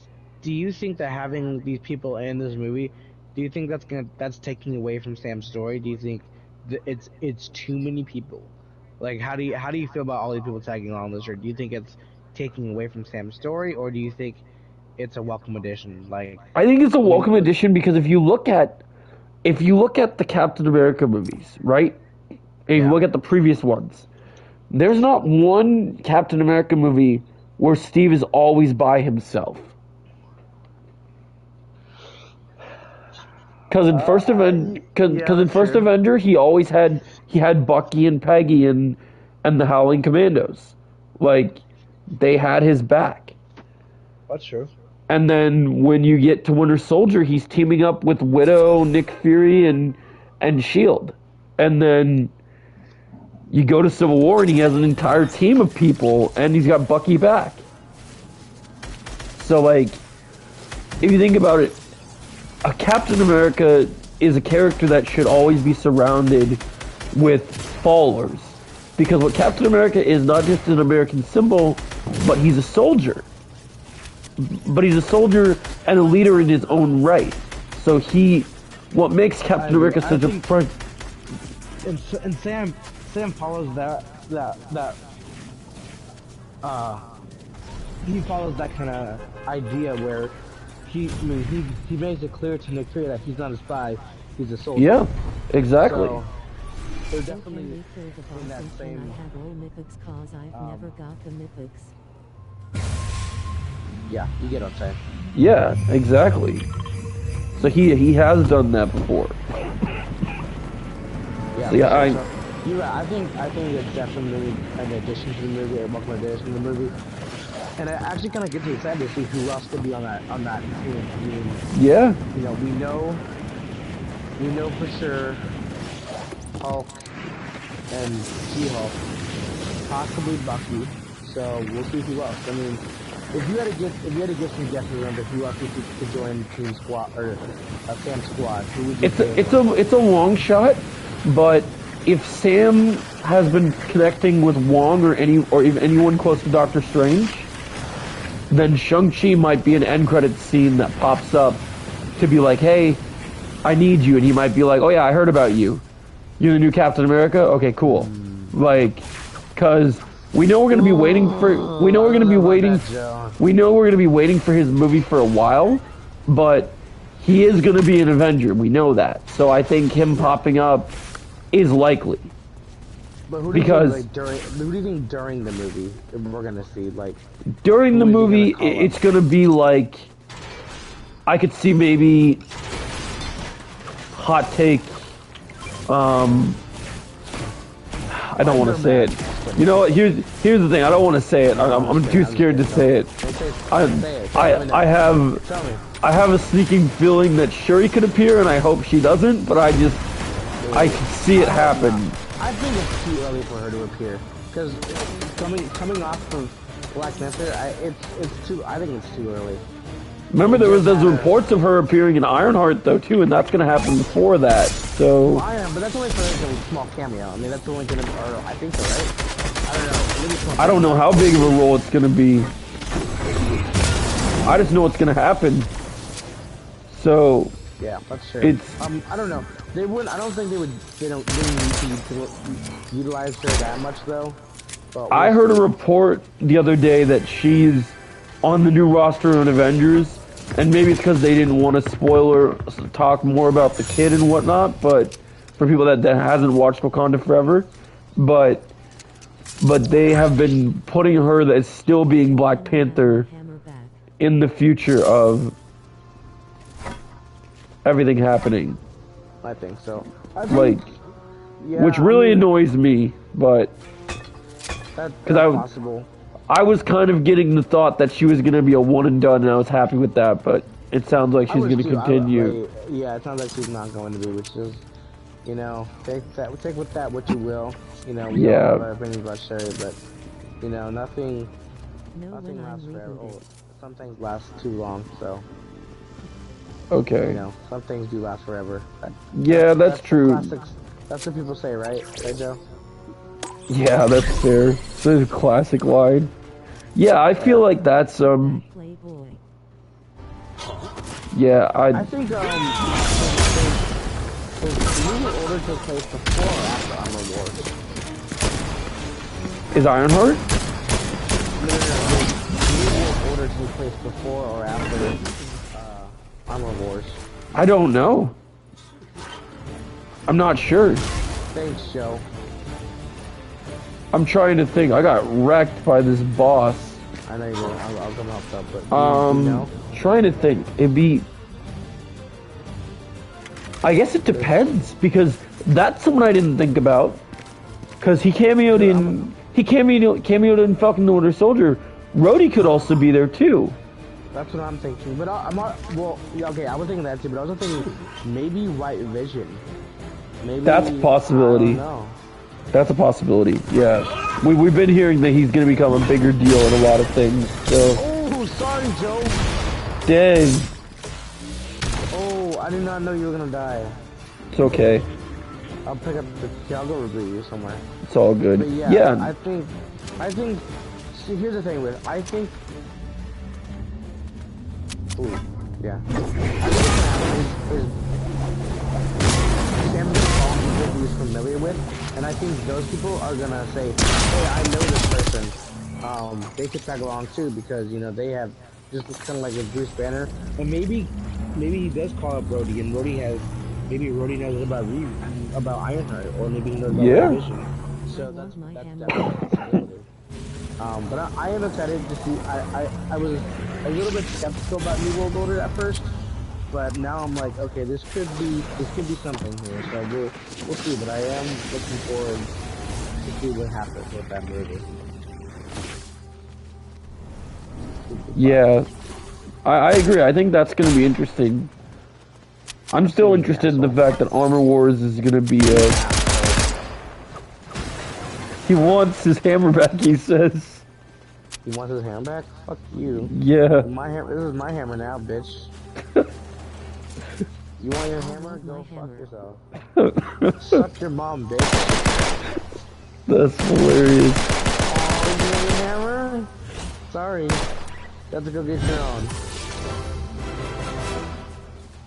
That's so funny. Yeah, I think, yeah, that's a Lots of pretty interesting stuff going on Marvel. And then we got the other thing. His hammer. Did he ask for his hammer back? No, he went to go get his own. Yeah. No, that's funny. But I heard, the other thing we're going to talk about is there's been some interesting Fantastic Four news going around over the last week. Tell me. So, two things. One, I'm hearing Fantastic Four is going to be a cosmic film. Ooh. And it might also involve Silver Surfer, I'm hearing. I wouldn't be surprised about that. So yeah, we were talking about when the specials first came out. We were talking. We were talking about what special would you like to like. What are some characters to get special on? And I think we both said Silver Surfer. I think he's a perfect character to do that for. But honestly, if you're gonna put him in the Fantastic Four movie anyway, that totally works. Yeah, you can do an origin story for all four of those characters. And give them like real characters, like, you know, build them up, and you can also introduce. I honestly wouldn't be mad if Silver Surfer was the villain of that movie, because you're not gonna do Doctor Doom first, right? Like, no. That's every time they try to do that, they try to do Doctor Doom as the first villain. It never works out. You need to. I have a feeling we're gonna see Doom in something not Fantastic Four related. I think so. Or he'll be the cliffhanger ending at the end of Fantastic Four. It could be. We could get like a teaser or something like that, right? Yeah, I think we'll get a teaser of him. Yeah, for sure. But make Silver Surfer, you know, people always say, oh, he's a hero character. If you think about it, he's more of an anti-hero. Like, he really just does things for the good of himself and like the universe. Like, he's not gonna side with just one, like, you know. Yeah, if I was Marvel, I wouldn't show Doom as a legitimate full villain, like being the villain for the Avengers or even just any heroes in general until Secret Wars. Like I don't think they should have Doom like appearing in end credit scenes and setting him up is perfectly fine, but like going and killing and fighting heroes and stuff, that needs to be saved only for him being the main antagonist for Secret Wars. Because that's what the fan wants. And it seems like we're going to have Kang for a while, and I don't want anything stealing Kang's thunder. Yeah, I don't either. I totally agree. Let's go get him. Because it seems like Kang's going to be around for quite a while. Whatever he left. Okay. Yeah, like, I think so too. Like, I think Kang is going to... I don't know if he'll be around till after Secret Wars. He could be. What's it, honey? What are you looking for? It's right over there. Yeah, sorry, my fiance was saying. Yeah. I don't know. I mean, maybe a version of him can, like maybe a nice version, but I don't think they're gonna just kind of like how they did with, like they're doing with it. Like Thanos sometimes appears in some things, but it doesn't really impact the MCU itself. If like, because Thanos was like a cameo in What If. And then there was like a little animation in Miss Marvel. They can do that with Kang. They can allude to him, but I don't think they're gonna utilize him as a main villain. After Secret Wars, like I think he's gonna be the villain, but then that's it. Like he's not gonna come back as a big villain like after Secret Wars. Apparently, yeah. So apparently, Hellfire Club wants me to tell you because he doesn't have a mic. He wants me to tell you that he thinks your name is trash. Apparently. My name is what? Your name is trash, he says. Oh, my name is trash. That sucks. I think he's just mad because you took his hammer.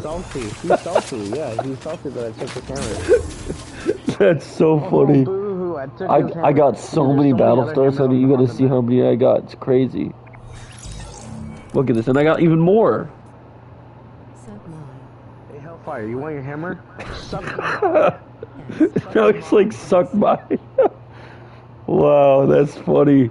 No, yeah, I think, look at that. I have fucking 20 battle stars right now. I'm saving them all until I'm completely done, and then I'm gonna buy up. Yeah, I think that's, pretty interesting. Like, the cosmic stuff, we've been hearing good stuff. So, I think it's sounding pretty good from, like, what to expect heading into these next, projects. I think so too, and I've been saying this. I've been looking forward to Fantastic Four more than anything else in Phase 5. So, and if Peyton Reed, who's seen concept art for it, And if Peyton Reed, who has seen concept art for it, is into it, you know it's going to be damn good. I think it's going to be maybe a top 5 Marvel movie, right? Like MCU movie. It's going to... I hope it doesn't let me down, but I'm still going to keep it in mind going in the movie. Because, again, it's only an origin story. So I'm not expecting the biggest spectacle ever, but, you know, hearing Silver Surfer is going to be in it, and then, you know, everyone else. I mean, we don't even know the casting yet. And I think that's the biggest thing here is, you know how in No Way Home, like, they just wanted to keep, like, everyone a secret? It's gonna be like that again, but, like, it's with the cats before, because everyone's, like, excited to see, like, you know, who's playing, you know, Mr. Fantastic. And that's the next thing. I heard of 2 rumored frontrunners for main cast members. Have you heard about this yet? I think I heard who Invisible Woman was gonna be. I can't remember her name, but I did hear about Invisible Woman. I didn't hear about Mr. So Fantastic. I know we all want to live the pipe dream that John Krasinski could come in and just be Reed Richards. I think he was in an interview recently. I don't know if it was an interview or maybe he was just asked. But I heard that he never got into college Marvel and that he never asked to come back yet. But they said that he could if he wanted. I mean, if he wanted to. Yeah, so it's like. But they didn't ask him to be the main. So my question is, if they didn't ask him to be the main Reed Richards, then he's just going to be that Reed Richards from that timeline, and then we'll have another, and he'll just be a variant. Which I think they were just testing the waters. Like, that's what they which I am a little upset about because I loved him as Reed Richards, but I guess as long as we see him again, I'm okay with it. Yeah. Now, what's interesting is the front runner for Reed Richards right now, which is rumored but nobody's been able to confirm on, is that good old Diego Luna was rumored to be the top front runner right now for the role. So we might get Andor's Reed Richards. Oh no. You don't like that idea? No, I do not like that. No. It's not confirmed, but I thought that there was. I heard. And I'm glad it's not confirmed because that is. Oof, that's a no for me. So if he gets cast, you're just 100% not gonna be on board with it, huh? No, I'm not gonna be. We'll see. Obviously I can't judge. I can't make my decisions up until I see what happens. But as of right now, I just can't picture him as Reed Richards. Just know right now that everything that is said about this casting is completely huge grain of salt. Like it's massive. Yeah. I mean, there are rumors galore about who's gonna play what, and I mean, you just can't tell with these people because there was that thing about honestly, what did you hear about what do you think about Mr. Elvis Boy was supposedly contracted to play Human Torch apparently. I don't mind that. Apparently his agent was. That is a fantastic choice. Yeah, I think so. No pun intended. I like it. Fantastic choice for Johnny Storm. I am totally on board with that. I know a lot of people like, oh, we don't really like Austin Butler because blah blah blah. I honestly think people hate anybody who I still wish those rumors about what happened between him and Ezra Miller was actually true. Yeah, that was fun. Yeah, I remember that. But I was so mad when that wasn't true. That would have made me love him so much more because I would have been like, you don't like Ezra Miller? We can be friends. Yay. Yeah. No, but honestly, I mean, that totally works for me. I think that is one of the best choices for Johnny Storm. So I think it's a great choice. I hope that happens, but you know, that's cool. Was there a casting for Invisible Woman? Yeah, so Sue Storm is rumored to be do you ever see Baby Driver? I did see Baby Driver. So you remember John Hamm's girlfriend in that movie? I do, yeah. Apparently, she was the rumored Sue Storm right now. Ooh, that's not bad. I don't know. It's not terrible. It's not the worst pick ever. It could work if she's got range, and she could carry on a role for maybe like 10 years. There was a rumor going around. There was a rumor going around for a while that that they were gonna try and like bring back some of the old Fantastic Four actors to do like the main Fantastic Four, but I don't know if that's gonna happen now. Yeah, I wouldn't imagine. So I heard something about someone was saying like Jessica Alba was gonna come back, but I don't see that. Were you reading about the Deadpool thing? Because she was only confirmed to come back. See, those things, time travel and multiverse stuff, that makes sense to me.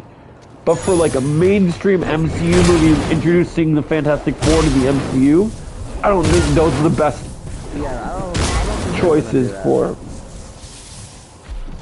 Well, also just because so the original cast of Fantastic Four, and I know I told you this a couple weeks ago, they're confirmed. Michael Chiklis hasn't been confirmed yet, but everyone else has. They're confirmed to be, or not confirmed, but I think they actually might be confirmed to be in Deadpool 3, and I think we were talking about that was going to be like a Deadpool kills the Fox universe kind of thing. But yeah, that wouldn't make if they're going to have them in that movie. It wouldn't make sense to bring them back in as the regular Fantastic Four members for the actual MCU timeline. So that's, I don't know. We'll see how that goes, but that doesn't really make sense. Apparently, Hellfire Club is just still trash talking you in our stream. Yeah, that's cool. I don't really care. Yeah, I don't know why, but yeah, no, I think, yeah, I mean, I would assume for like time travel stuff would make sense. So I think we're ready to. I think that was the only Marvel news we had, so I think we can move on to the kind of some of the interesting DC controversy. What do you say? We haven't talked about Avatar yet. Do you want to talk about Avatar? We can talk about Avatar. I was waiting for you to see it so we could talk about it on the podcast. And now that okay, yeah. No, I didn't really think of it as a priority because I didn't really think like anybody was gonna care as much, but I forget that people have been waiting for this movie for 13 years. So I think we should. Yeah. Because we like it, at least some of the movies. Yeah. So, can we talk about that? Yeah, we can. You want to go first? Or you want to just compare notes? You've seen the movies recently, so let me know what yeah. you think. But what do I think? You give me your take on the movie. I liked it. Is it the best movie this year? No. I thought you gave it like 3.5. Yeah. Yeah, I enjoyed it. You give it 4? Yeah. See, I can't give it 4 because I have a couple of issues with it that. What are your issues? I want to know. What are your criticizes of the movie? Because I have a few of my own. I want to know what yours is. Runtime is 1. Yes, for sure. The villain plan thing, the whole like, you know what? Everyone's seen Avatar in here, right? Can we just openly talk about it here, or the first one? Or just the first one would also. I don't want to ruin the. It's hard to talk about this without spoiling. Just give me your spoiler-free review. Okay, so spoiler non-thoughts. I'll just say the storyline of the villain is pulled out of James Cameron's ass, and I don't like it. And I don't like that he's presumably gonna return. It makes sense, but it's also like they're gonna make a third one. 5. They're 5 making movies. 5. Yeah, there's 5. He's been fucking writing these before he can even get the damn second movie out. He's literally telling people that he's working on the script for fucking 5. It's fucking stupid. So here's the thing. The so to your can you tell Hellfire to come back to lobby? Yeah, I don't know. Who's this other guy? Oh, that's my friend Dean. Okay. So to your point about the villain,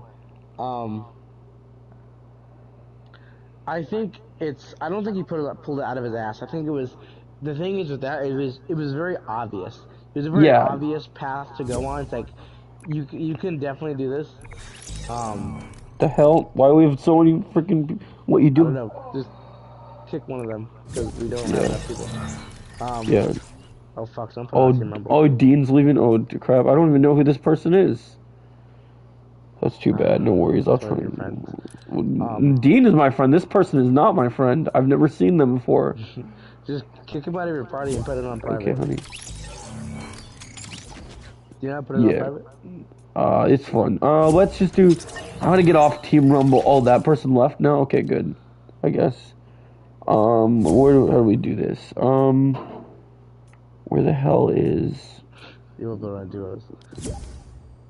Yeah, there we go. We're back on duos. So I think the number one thing here, yeah. So I just feel like it was completely pulled. Like it was obvious that he was gonna do it, but I think the fact that I'm not mad that they did it for this movie. Like it's a lazy idea. But I'm mad that they're going to continue. I'm mad that they're going to continue to do that. It's so obvious. It's like, of course, like, it's not of course, but it's more like, it's like, what else do you do with a character? Like, and I don't want to, and I know people that will love Avatar will get mad at me because I'm going to shit over James Cameron a lot during this portion of the review. This movie, so while I enjoyed this movie, it proved to me everything that I knew that James Cameron was, he is. Yeah. He is only creative. He is only creative visually. He is not creative visionally enough to tell a interesting, compelling story. I don't know who wrote this movie because it's so terribly written. And it's usually the thing I laughed my ass off about. The thing I laughed my ass off about so bad. Okay, and like, what the hell does that mean to me? It means nothing. And then the stupid thing with his daughter. See you, Hellfire Club.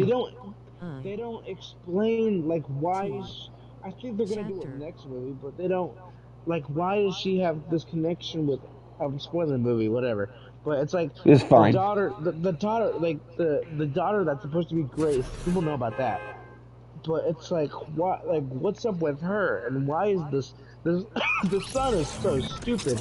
My problem is. I would say he gets his brother killed. Fuck, I spoiled the movie. Whatever. Okay. It's fine. I don't give a fuck. I did worse in my actual movie review that I wrote on, but I'll probably put spoilers in the tag. Okay, I'm gonna go off. Okay, Grace. That character. Oh, I didn't even get to my last. I didn't even get off to my last big problem. He literally but just yeah. did that to bring Sigourney Weaver back. They literally didn't need to do that, but he just did it anyway, so he could bring Sigourney Weaver back. That's because fucking James Cameron has a fucking hard-on for that actress, and it's ridiculous. He wants to bang her. Okay. Number 2, and he's gonna bang her in one of these movies. Like they're gonna get fucking engaged or something. Like that's what I was telling Connor last night. I was like, when are we gonna see one of these James? I was like, when are we gonna see James Cameron cameo in one of these Avatar movies? Because he's so full of himself. Avatar movie so he can fuck Grace. Like literally, that's what he's gonna do. It's so fucking stupid. Okay. He's gonna become a Navi just so he can be with Grace and just. He's not interesting. He's not an interesting enough character to bring him back as an Avatar, and then not only did he not die in this movie because his fucking son saved him, but now he's gonna be in another movie. And like, you don't need him. Sorry. You don't need him in this next movie. Because he doesn't mean anything to the story. Like, what else are you gonna do with him? You need to sit down, Morte. My thing might be charged enough. I might be able to come and sit with you now. Yeah. No, I agree. Your rant is justified. Like, I ranted too. I am beyond shocked that I'm shocked that Connor and his brother could give this movie 4 stars. Honestly. I know. I was surprised Connor gave it 4 stars. The older brother is an idiot because I mean he literally he's like, oh yeah, like I'll watch over him, but then he doesn't. So he's like, oh my bad, Dad, and then by the end he's fucking dead. See, giving this movie 4 stars is like giving a little kid enough time for anything because. Well, here's my problem. My problem with this, and Connor predicted this too. Sorry. My problem is the son, the older son that's supposed to be like the perfect son, right? Yeah. They set him up from the beginning of the movie. Connor's like, just wait, this guy's gonna die. And we're all just waiting for him to die because he's the most useless characters, like, ever. and well, then he is. He he doesn't get dies. anything. Okay, he shows off a little bit. He's like, oh yeah, what are you thinking? Like, don't go in there. Dad told him not to do this. He's like, Yep. oh, you're the perfect son. He's like, well, Dad likes you so much more. He's like, yeah, whatever. Okay, that's cool and all, but then again, you don't give him anything to do in the movie, so of course he's gonna die because if he wasn't gonna die, you would I actually. don't know. give They him something keep to do in the joining. movie. It's weird. Yeah. So that's you go with that, and then oh my god, it's so annoying because it's like you couldn't have made that more obvious, okay? Literally the only characters I care about in this movie, I care about Neytiri because she is really like the only good like avatar in the movie, or not avatar, but whatever they call the alien. I care about her, and then I guess I care about like the water people. Like I like the daughter of the chief, like she's kind of cool. But like other than that, I just feel like I don't give a fuck about anybody. I kind of care about Spider's kind of an interesting character, but I don't know. I just call him Tarzan wannabe, honestly, the entire time. Yeah, that's that. The thing annoying with Spider, they underutilize his character so much because all he does is just stand around and like, listen to what the Colonel has to say, and then he does nothing. Like he literally. I hate how obvious like. It's like do something about the situation you're in. Why are you just standing there? Fucking like stand up for yourself. Say something. You're allowed to say no to this prick, okay? What are you doing? And then he encourages him too. And the thing that's stupid, the thing that's so stupid about that is they completely set up from the get-go that even though he like a Navi and whatever, he's not his actual son, but he acts like he's his, and they make it so obvious that he is his son. And it's like, you're really gonna try and go for the Vader, I'm your father type nonsense moment here when nobody cares.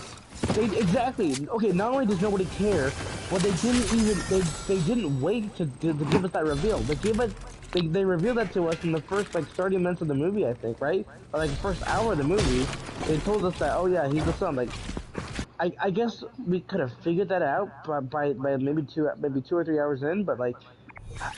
Dude, like, who really cares? Like, okay. I mean, if you read my Letterboxd, if you read my Letterboxd review, that's what I said. Is this movie is there's too much in the story.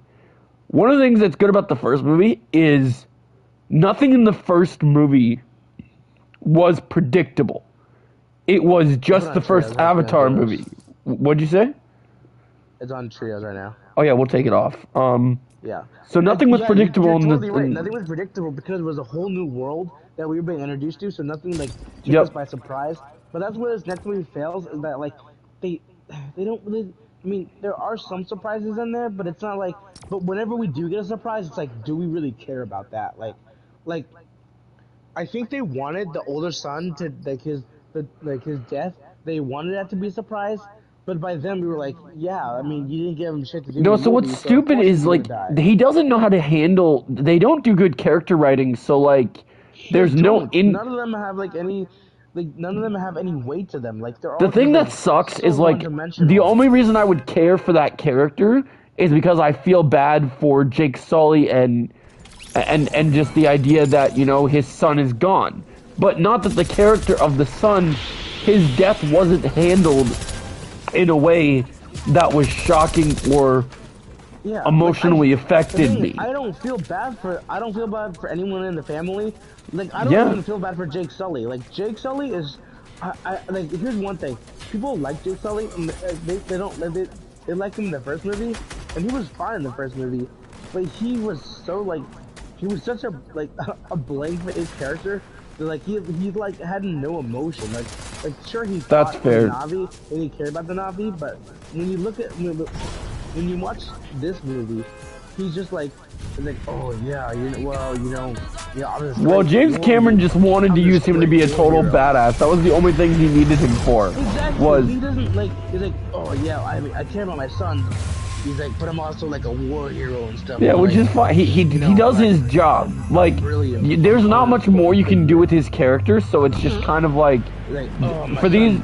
Sorry, my sons are so foolish. They don't know what they're doing. Like, for these 5 movies, he's just gonna be for these 5 movies, he's just kind of literally gonna be like the Rambo character that is just like he's just the badass. They just need him to make a game, to make a battle plan and fight them, and that's all they do. Like, sure, he'll be there for more support. But what I was saying is, like the only person I feel bad for in that moment was in Terry because she actually showed the emotion. Where she like, oh, you know, he doesn't say anything about that. He just like. You literally see his face. He's like, "Oh, that sucks," and he's like, "Okay, Terry, I need you to be strong. I need you to help me fight." Yep. My son just fucking died in my arms. You need to get up and go fucking. You need to go save the fucking world. Like, no. What is wrong with you, Jake Sully? Oh my gosh, you have zero. You are a brainless, mindless piece of shit. I don't know why he was the chosen one. I don't know what Ayla saw in him because he's a total idiot. Nobody cares about it. Literally. Yeah, that's fair. Not even his kids really care about him. The kids just care about each other. Like, they don't really say like.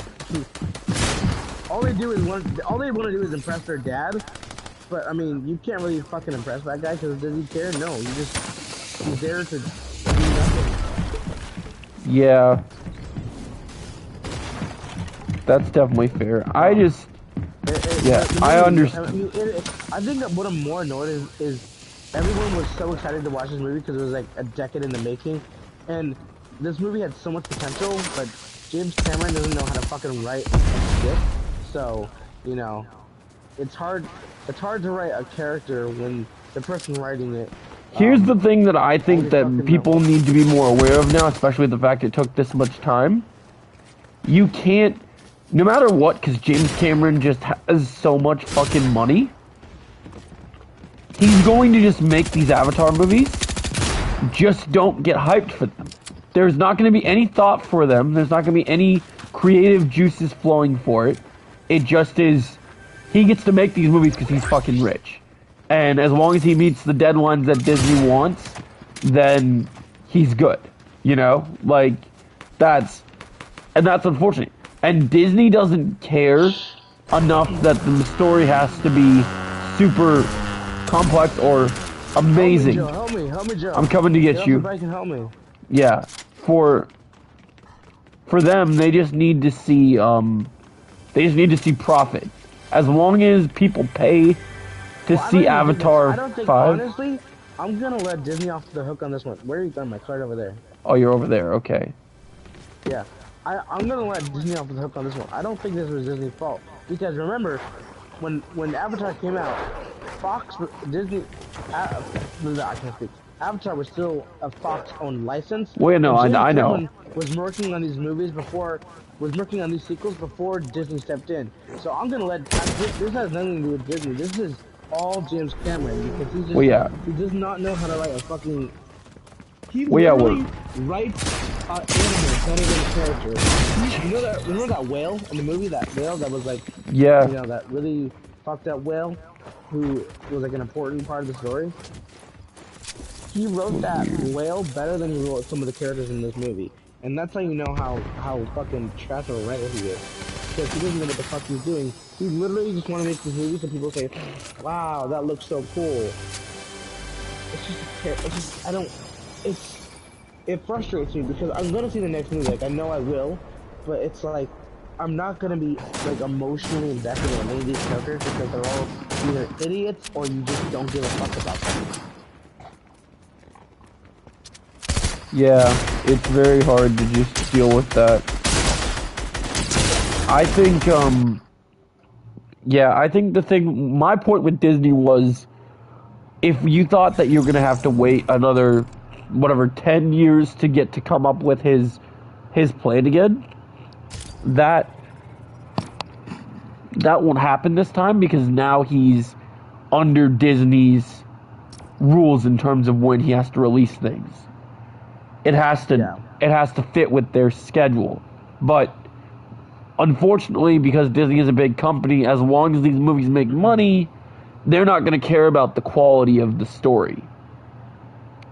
Oh, definitely not. Yeah. Because here's the thing. I mean, I don't think Bob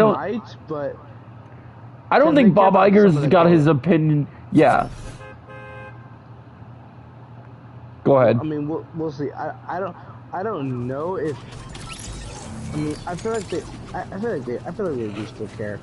I don't think Bob Iger cares enough about it though. Yeah. But Bob Iger knows that the first movie made $1 billion. I haven't looked up. I haven't seen how much movies for how much money this movie's making so far. I heard it underperformed, so... That is not good for them then. Because if this movie underperforms, they are not making a second one. They just Well, I told people there's no way this movie's gonna make what the first movie made, so... They needed this movie, they said they needed this movie to make, like, a little under what the first movie made, and I'm like, I don't know if that's gonna happen. And it's not looking good for the movie because... How funny would it be if, like, they planned all this stuff out, flops? and it just doesn't make anything, and then James Cameron doesn't get to make his 5 Avatar I hope he doesn't, because I don't care about any of the characters. I care about Naturi, I guess, and I care about that one water chick. She was pretty cool, but I don't care about anybody else in this movie. I don't care about Jake. I don't care about his dumbass kid. I don't care about the Colonel. I kind of care about Spider. He's an interesting character, but that's literally it. I don't care about anybody else in this movie. This movie just sucks ass. I honestly, I don't know if I could, I don't know why I could continue watching this franchise. I mean, I could barely keep my eyes open during this first one because there's too much bullshitting around too. They spend so much time on stuff that doesn't even, like, we don't need to watch 10 minutes of them just floating in the water, like, looking at sea creatures. Like, that's cool and all, but maybe you could do like 30 seconds of that, not 10 minutes. There's just so much bullshitting around this movie, and I don't, it's so frustrating. I honestly, I want to see this movie again, because I didn't get a chance to see it in like a full, like a huge, like, screen. I saw it in like a regular 3D theater, but I don't think I'm ever gonna need to watch this movie again after that. You won't need to, yeah. It's just... It's not mandatory. Who cares? Who cares, dude? Who cares about the Avatar franchise? It was dead before the second movie even came out. I mean, you don't... Where else do you go with these characters? I'm surprised there's even still hype behind it, considering the fact that... I don't know why people care.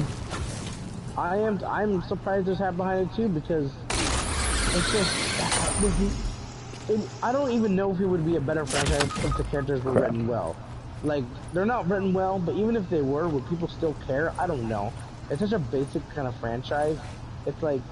To me, seems much more like the people watching this movie care much more about the spectacle than the overall story. Honestly, it is. Like, I'm gonna admit, I care more about this. Like, I don't give a fuck about the characters. I just want to see some cool visuals. I really don't care. This movie could have zero sound to it, and I wouldn't care. I just want to be able to just look at all the cool stuff. I don't really, I mean... Yeah, I knew the kids were going to bother me for sure, because I just do not... I'm very picky with child actors. Like, when kids are in stories, I'm very... How do I say this? I'm very skeptical, because I've seen some of the worst kid actors in movies, and they drive me absolutely fucking insane. What do you mean? I feel like you're talking about someone specific. No, I'm just saying, like, there's multiple movies I've seen where I just hate kid actors. Especially when they get really bad ones. I want to know which one you're talking about. Like, for the movie? No, well, not the, well, yeah. Well, I was just referring to, like, from my general experience, that the ones for this movie were the absolute worst ones I've seen in years. Who was it? The child actor? Whoever voiced the Avatar Na'vi kids and, like, Jake Sully's kids. I don't think they were that bad. I think they were pretty bad. Because the dialogue that they were being written and the way that they handled it, Okay, well, you can't do a good job of voicing when you're given a shit script. Yeah, I guess I wouldn't say they're the worst ever, because there's other movies that I think have worse ones. But the kids really annoyed me in this movie, and I didn't care about them whatsoever. I don't think the kids were annoying, but they were also stupid. And that's the writer's fault. They were all written to be like complete idiots.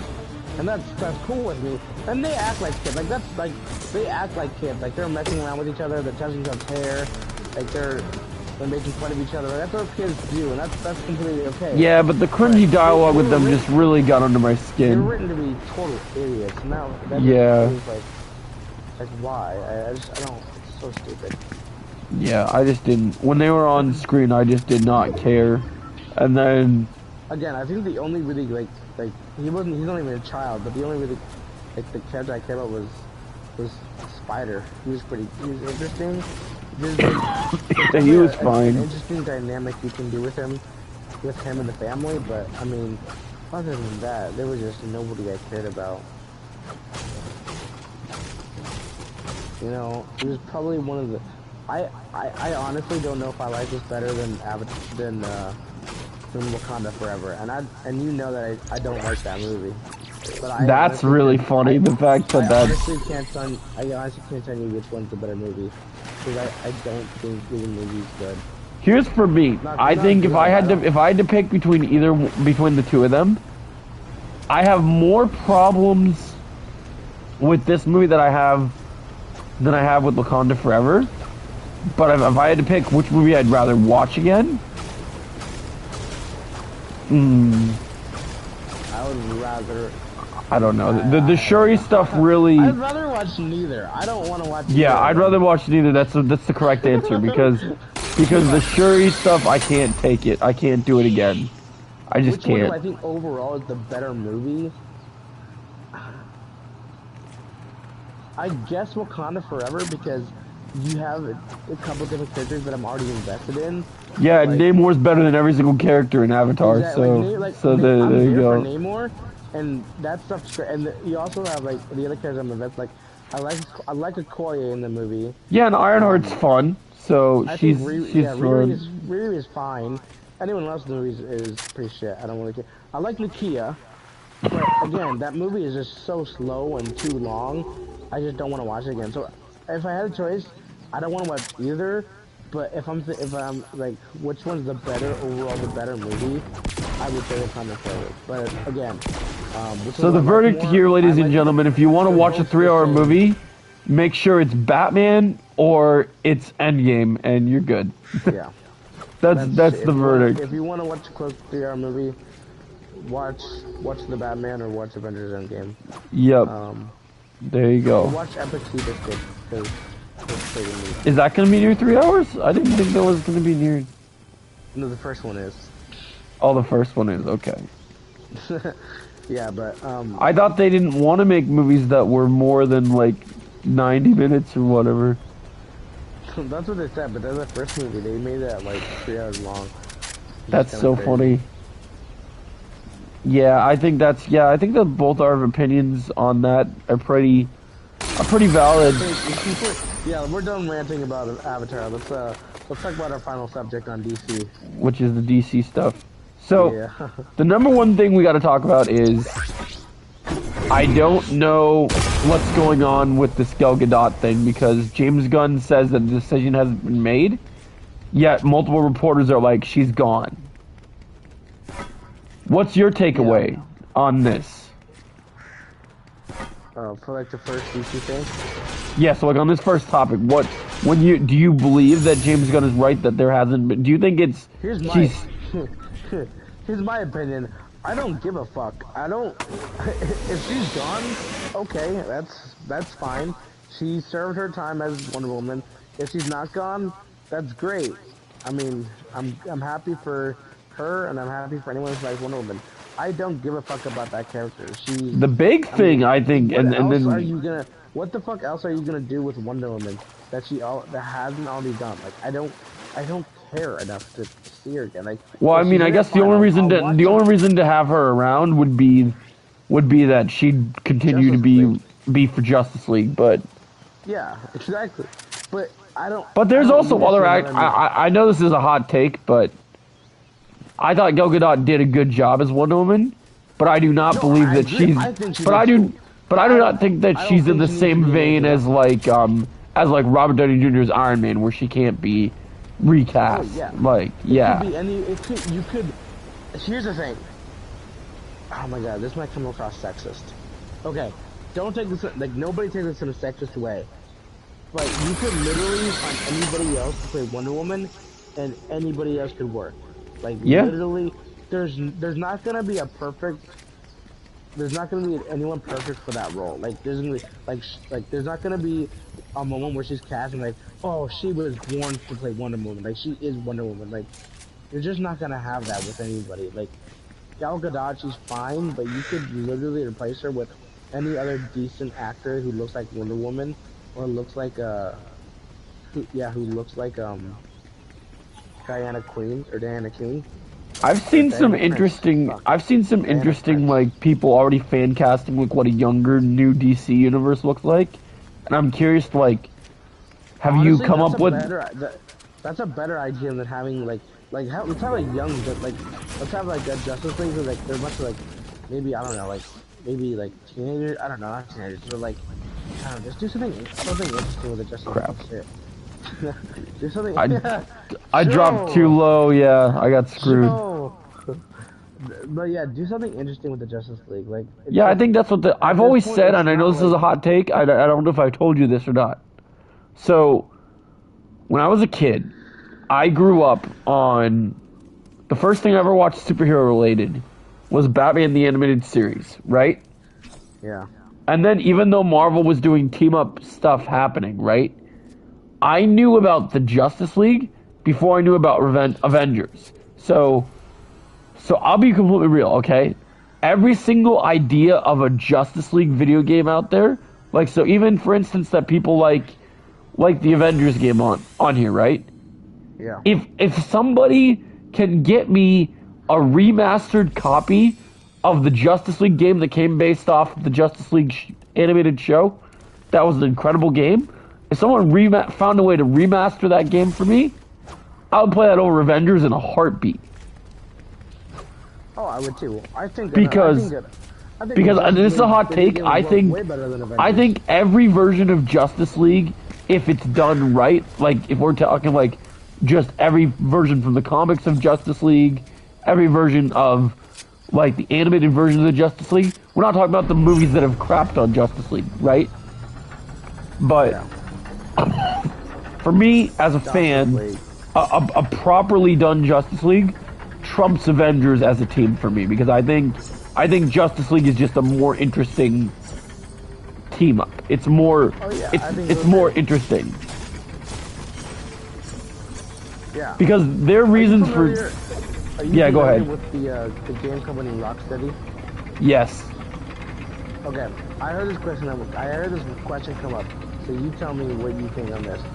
Would you rather have a Rocksteady Justice League game or an Insomniac Avengers game?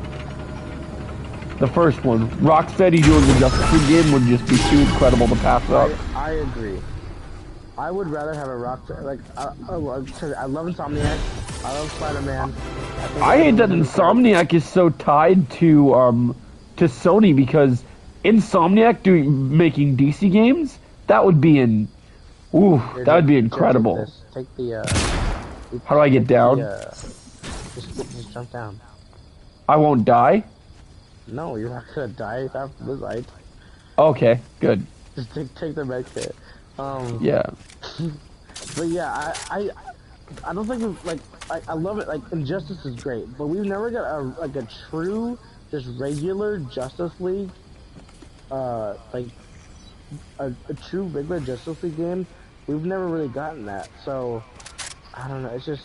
And dude, I'm not gonna lie. It's wishful thinking.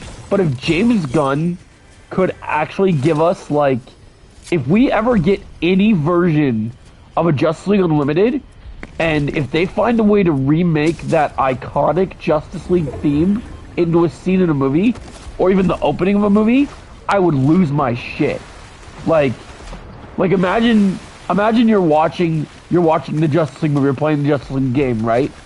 And you hear that amazing Justice League Unlimited theme, people would go absolute crazy.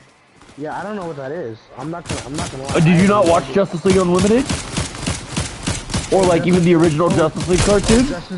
Justice League Limited? Yeah. Limited? Yeah. Or unlimited? Unlimited, I think, yeah. No, I'm not familiar with that franchise. And you didn't watch the original Justice League that started that one, just called Justice League?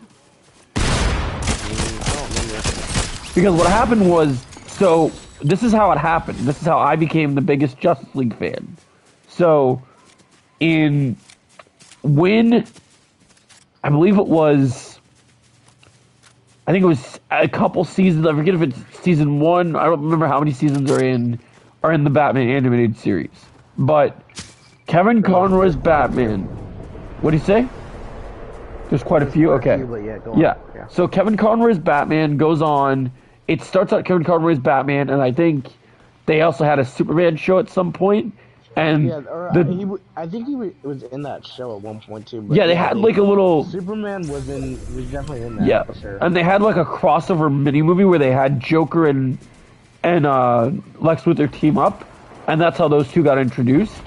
And then later after that, they had Kevin Conroy and this version of Superman would go on to start. There was a Justice League animated movie, and it's actually how I got introduced to Martian Manhunter. It was an incredible movie because you had the way that they thought about having the Justice League come together, incredibly better than how you had Nick Fury bring the Avengers into the fold. Like, well, both people ended up fighting aliens, right? Yeah. The thing that made it better was Martian Manhunter was on Earth to deal with the other aliens that were bad, right? So he was kind of the bridging off point of like trying to stop these evil aliens from taking over Earth. And so he kind of had the connection to them. But these other aliens didn't like him. But they weren't like the Chitauri, like they weren't one-dimensional aliens. They were actually like super hard aliens to kill. Like, for instance, say Hawkeye, well, or not Hawkeye, because this would be DC. Green Arrow couldn't just walk up to these aliens. Green Arrow couldn't walk up to these aliens and just punch them and they'd be dead. So, like, you see Hawkeye making short work of the Chitauri, that wouldn't happen here. It was actually challenging for them to fight these aliens. Like, even the best, like Superman, Wonder Woman, they can all be affected by these aliens. The Flash, like, so. They had to be like, whoa, right? Like, they had to be like, whoa, whoa. Yeah, it was pretty crazy. They were, because they were real alien. Like, they were like they were for real. Yeah, they actually came from Mars instead of like wherever part of Thanos brought the Chitauri from. Like, I don't even know where he pulled them from, but I think he pulled them out of his ass. And also, they didn't have the stupid battle droid command ship thing. Once you destroyed the command ship, they were dead. They all died. No, that was so. I don't hate Avengers. Like, I mean, we love Avengers, but I think like if I had like one little nitpick, well, like that's kind of a, I don't know. That felt kind of lazy, but that felt like Joss Whedon wants to write Star Wars and he was never told he could. Yeah. Yeah, I think the idea of the Justice League definitely is a huge thing to get excited about at this point. I think so. I mean, again, like, you don't need Gal Gadot.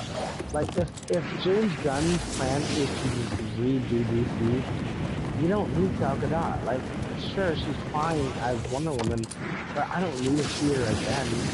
Like, is there anybody that you can think of that's a known actor that hasn't touched a DC or Marvel role that you think that you would like if you were doing fan casting right now, right? Yeah. Who has been in a popular medium or that you like as an actor that you want to see as a DC character, like that you? I thought you were gonna say I was wondering. That wasn't like No. We can cross that bridge when we come to it. I've seen people recasting. Let's cross that bridge right now.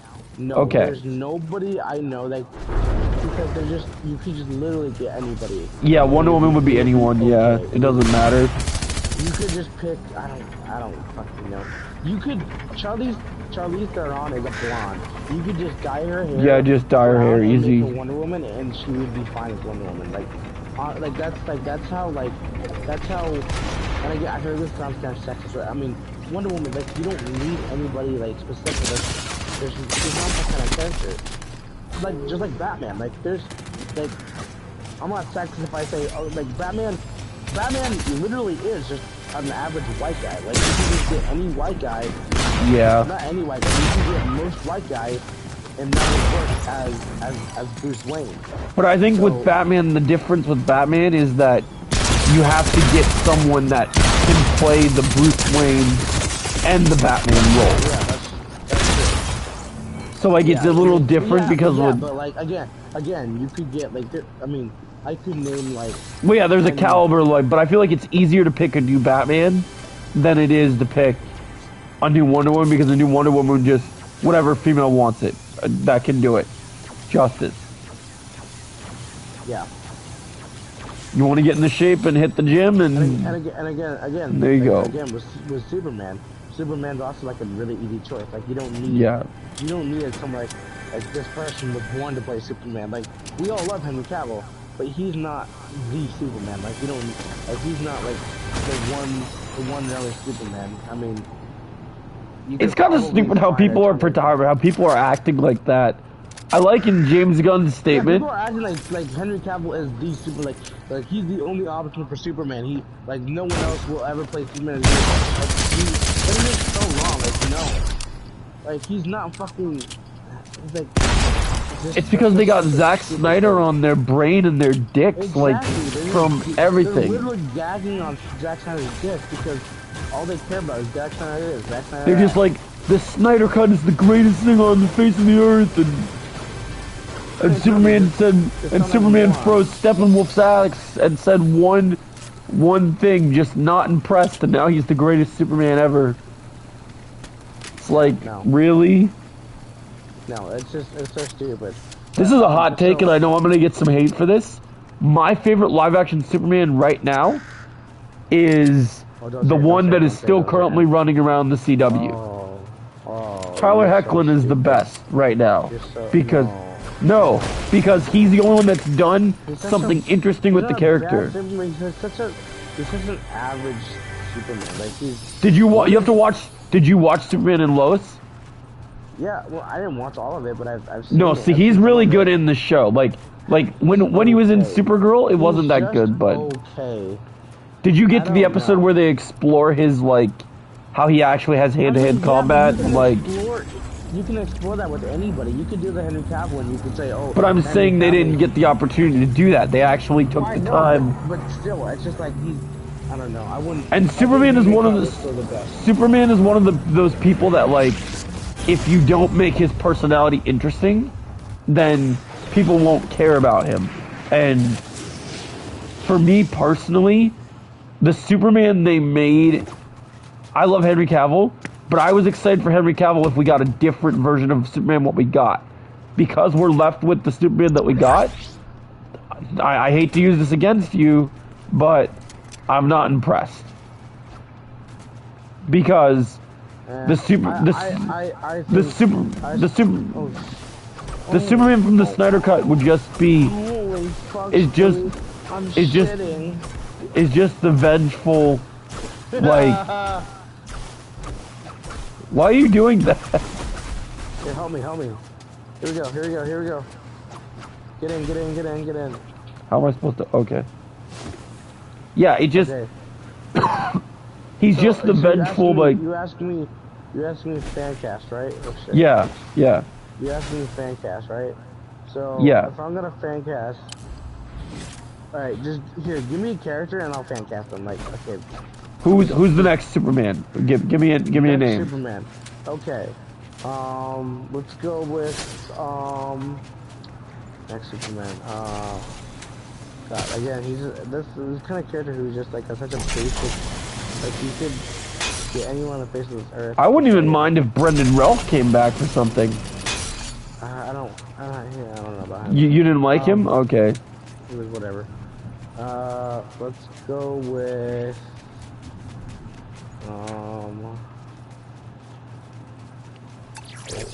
Superman.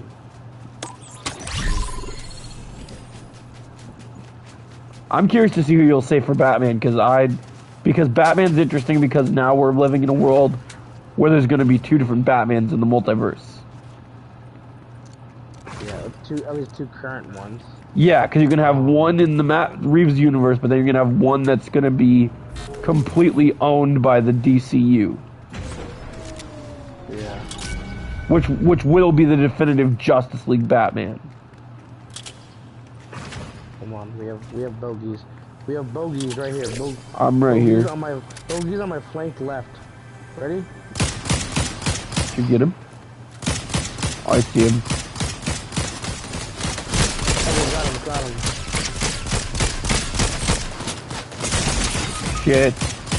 Shit. I'm still waiting for your Superman cast, man. I'm thinking. I'm really trying to think here. Let me go with,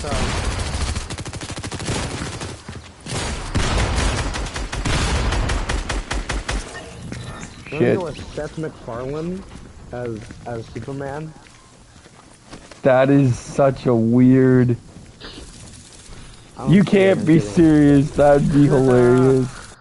No, I'm just kidding. Let me go with Danny DeVito as Batman. Now you're just trolling. No. Okay. I'm actually really trying to think here. Here, I'm gonna look up like a list of like most popular, list of popular. You want to pick? I can help you with what I know. I know all the younger actors. I'm not thinking of young. I'm just trying to think. Okay, so let's see.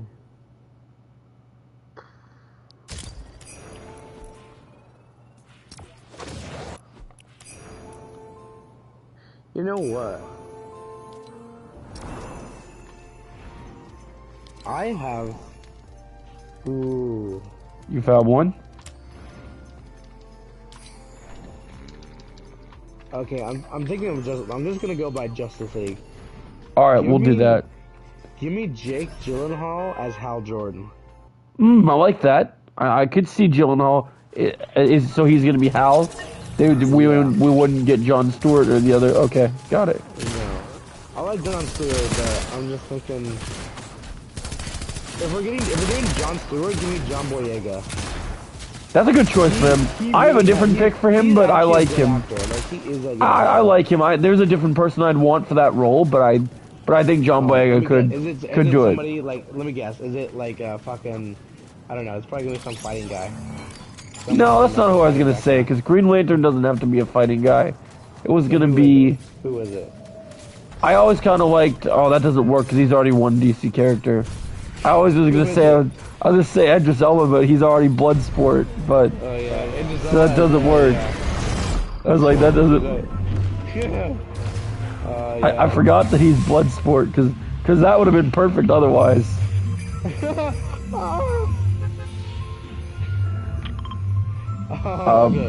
But yeah, I think John Boyega could be good for Jon Stewart. But I like Gyllenhaal as Hal Jordan. That's a good pick. Yeah. All right. Let me. He needs some new blood. He needs some new blood, considering the fact that Marvel's abandoned him as Mysterio. So. Unfortunately. Which I'm still pissed about. Ooh, that could be it. I like that. Gyllenhaal would be good for that role. Yeah, I think so.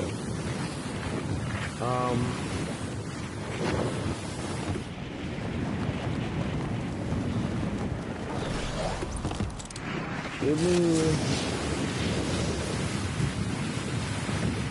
I don't know how you're gonna feel about this. Give me Cillian Murphy as Batman. I think he would be an excellent. What's he's from? Cillian Murphy? You know Cillian Murphy. Is he the? He's gonna be an Oppenheimer. Okay, that's an interesting choice. You remember Cillian Murphy? I'm trying to remember what he's been in other Christopher Nolan movies. He's been in he was Scarecrow in the Batman. Okay, so you want Scarecrow to become the new Batman? Okay. He was also what else? He was in He's in Peaky Blinders on Netflix. That's a really popular. Is he gonna bulk up? Like, cause I've seen pictures of him. He don't look like he's got like. He can bulk up if they need him to. He can. I think. I mean, I think if he's dedicated to the role. Because the Batman in the Justice League. But look at Pattinson. But here's the thing. That was for Matt Reeves' version of Batman. The Justice League Batman. If you're gonna be fighting Darkseid and aliens, and maybe Deathstroke or whoever else is out there, you better be like. That's true. You better be tagged out, like you need someone that's gonna be. I guess I'm trying to prioritize acting, like character over like fighting, like being able to this really macho Batman. But I guess. I mean, if I can have my Batman pick, which is not gonna please everyone. Oh God, who is it? I mean, I have two that I would really like. One, because he's already voiced him in animation, it makes sense. Oh no. One I want. Has always been Jensen Ackles because he's freaking incredible, aka Soldier Boy, which would be great. And then, Batman? Ooh, yes, dude, he can do it. He's in great shape for it. I wouldn't. And then the other one I would go just because he is a martial artist and he does fit the bill and he's in crazy great shape, is the person that has actually campaigned for the role near his entire life, which is Scott Adkins. I knew you'd say that. I had to say Scott Adkins. Dude, if Scott Adkins was Batman, I would lose my shit. He literally has everything that makes Batman. I even watched his audition tape. His audition tape was good. You know what? What'd you say?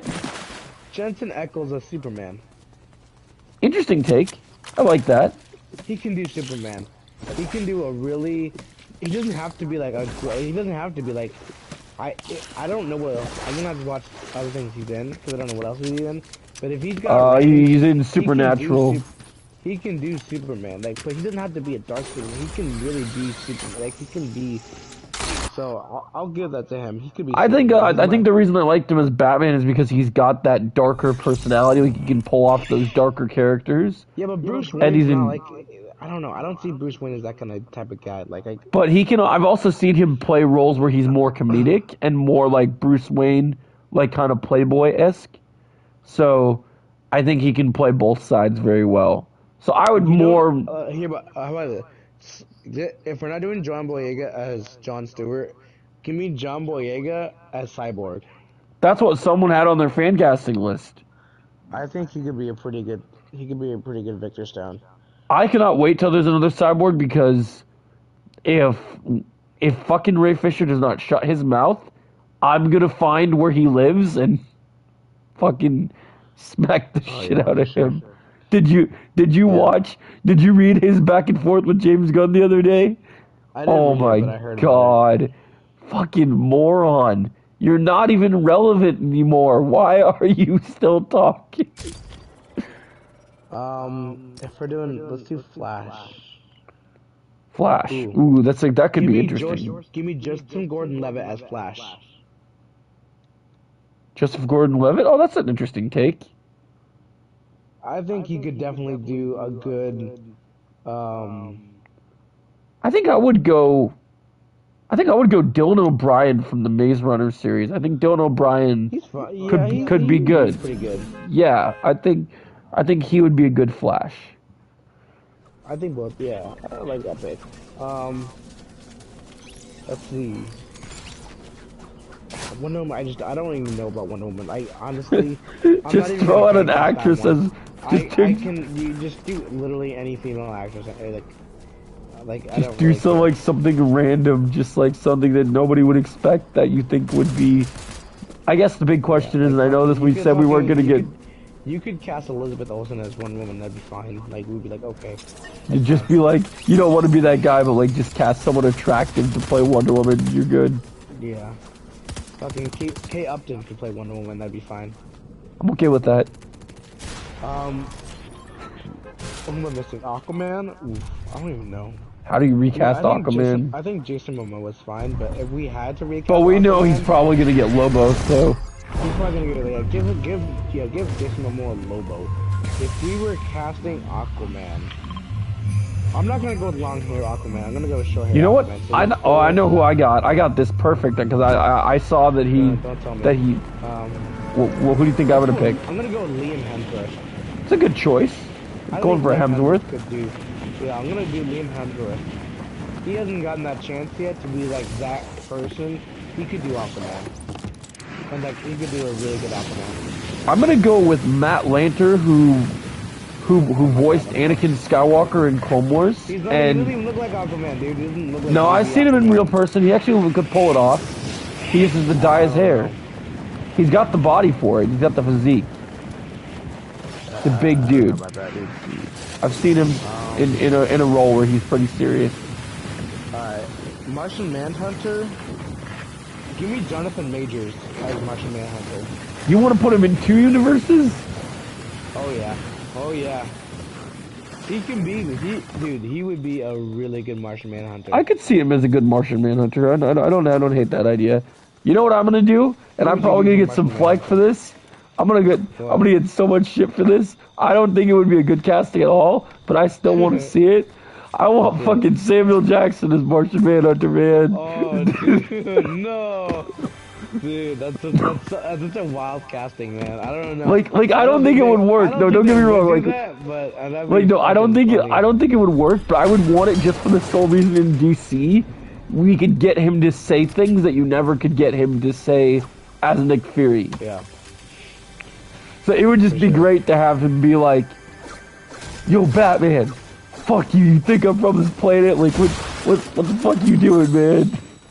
Yeah. Oh, God. Into your wife, man. Yeah, that would be pretty. That's out there. That was just a hot take. That's not who That's not who I would actually want to see. No, if I could pick someone who would really play Martian Manhunter, my real take would be Mike Coulter. Ooh, good old Luke Cage. Yeah, man. He's too buff for that, though. He could do it. He could do it, but he's too buff. I don't know. He's gonna be in a new movie with Gerard Butler pretty soon too. Plane. Yeah, I want to see it just because Luke Cage is in it. Yeah, me too. Maybe Kristen Ritter. Speaking of Luke Cage, Kristen Ritter as Wonder Woman.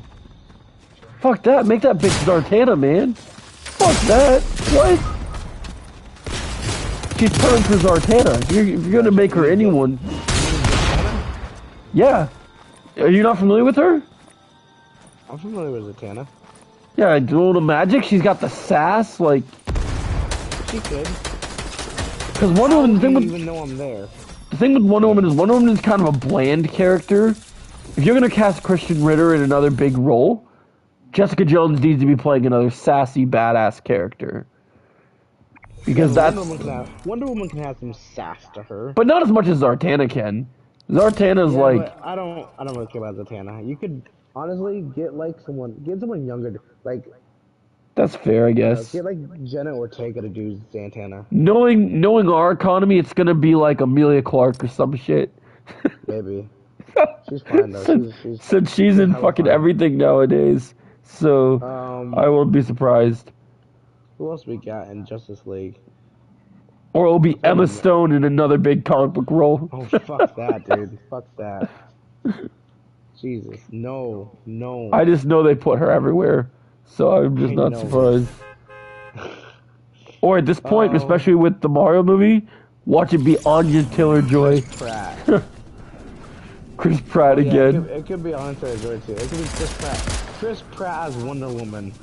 Honestly, that works. Just whatever. He works for everything, I guess. He has range. You know, he can do it. Can you imagine that actually happened if they somehow were able to pull that off? And now, as Wonder Woman, Chris Pratt. Wonder how that casting announcement would go. I don't know.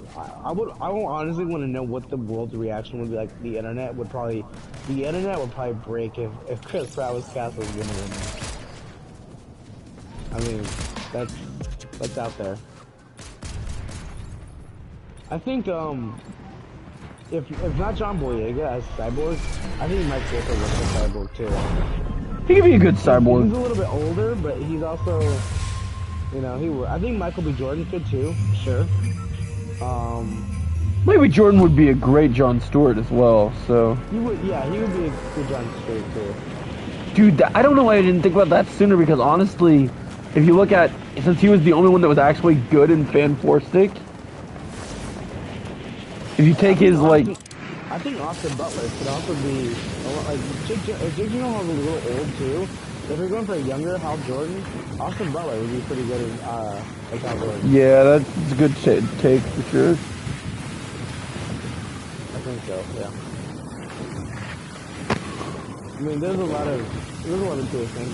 Yeah, they haven't specified exactly how old they want these people to be yet, so it could be anyone. Yeah, we don't know if they're gonna be. But here's the thing: if James Gunn is doing a year, like wants to, if he knows he's doing DC, he's gonna want to hire some young actors. You know? Yeah. He wants these people to. So. He wants people that are gonna be around for a while. Yeah. Exactly. And I think that's kind of where the original DC went wrong, because you're hiring like Ben Affleck, who's been in the game for a while. He's not going to want to play the character for more than like 5 years, right? Plus, you're not even going to... The thing that's stupid is, like, you'd get the one Justice League movie, and if we did get one Ben Affleck solo movie, which would have been great just to see what it would have been like, we probably wouldn't have gotten more than one because of the huge scheduling commitment of, like... I don't think he would sign on for more than one solo movie. So like that would have been really rough. And also a Batman in like his 50s just, it was cool for Batman vs Superman, but it just doesn't work. Yeah. Like you no one wants to see Frank Miller type, like kind of thing, but like it doesn't work for anybody. Like I mean, that's why I always hate when I see people like praise the Snyder stuff, because they're like, look at how comic book accurate Snyder is. Like, he only caters to one version of Batman. What is it that makes him so comic book accurate? Like, I don't understand why people say that. Like, just because comic book accurate, but they're talking about one comic book run. It's like just because you love the Dark Knight Returns so much, you're like, he's the definitive Batman. Frank Miller made this really epic, like, comic book, and it's, you know, it's good that Zack Snyder doing this, but again, we just talked over this point. It's comic accurate for the sake of it being like one version of Batman, not like the real Batman that should be like you know, milk. I mean, they literally ruined, like, I don't think I feel like it's a bit too harsh to say they ruined Batman, but they quite literally ruined him. I mean, he kills people, he's like super dark and edgy, which I guess he is sometimes, but it's just, they ruined the idea of him. They ruined the idea of him, and that's the problem. The only thing I would want they wanted him to be someone he's not. The thing that I just really want, and I know this is I know this is hard because I think that Pattinson could probably get to some of this level, but it's hard because he's going to be more known as the more grounded Batman. I really want a Batman that just not only is smart enough to lead the Justice League, but just absolutely, completely obliterates people with just pure savage martial arts, and not obliterate and not obliterates like in terms of like kills. What does Batman know about martial arts? He knows so many martial arts. That's kind of funny. You didn't know that? Or you just trolling? No idea. Does Batman know about martial arts? Yes. He was trained by the League of Assassins. Of course he knows about martial arts. League of who? You forgot about the League of Assassins? What is it? It sounds like a porn group. That's funny. It sounds like it sounds like a cult, honestly. I mean, it's pretty similar to that, I guess you'd say. It kind of is a cult, actually. Except it's like a bunch of ninjas that are in said cult. Do they like each other? That I don't know. the League of Assassins go on adventures together? I don't know. Honestly, if you just look at the comic elements and not the movie stuff, I always just thought Bruce wanted to bang Talia, and that's why he joined the League of Assassins. I mean, that's why anyone would join the League of Assassins, just to bang Talia. Yeah, exactly. Oh yeah, I'll join your super death. But who wants to be? Can I But who wants to be though? at the mercy of, like, who wants to be at the door of, I'm dating your daughter, and then they're like, oh shit, Ra's al Ghul is who I have to answer the door to? Like, out of everyone that you could be afraid of to pick up a girlfriend from their house, and when their house is literally the fortress of the League of Assassins, you do not want to be bringing Talia home late for dinner when Ra's al Ghul is at the door. Yeah, bad idea. That's just not a great... But yeah, no, I want a super badass Batman, but I also want like a smart, collective Batman.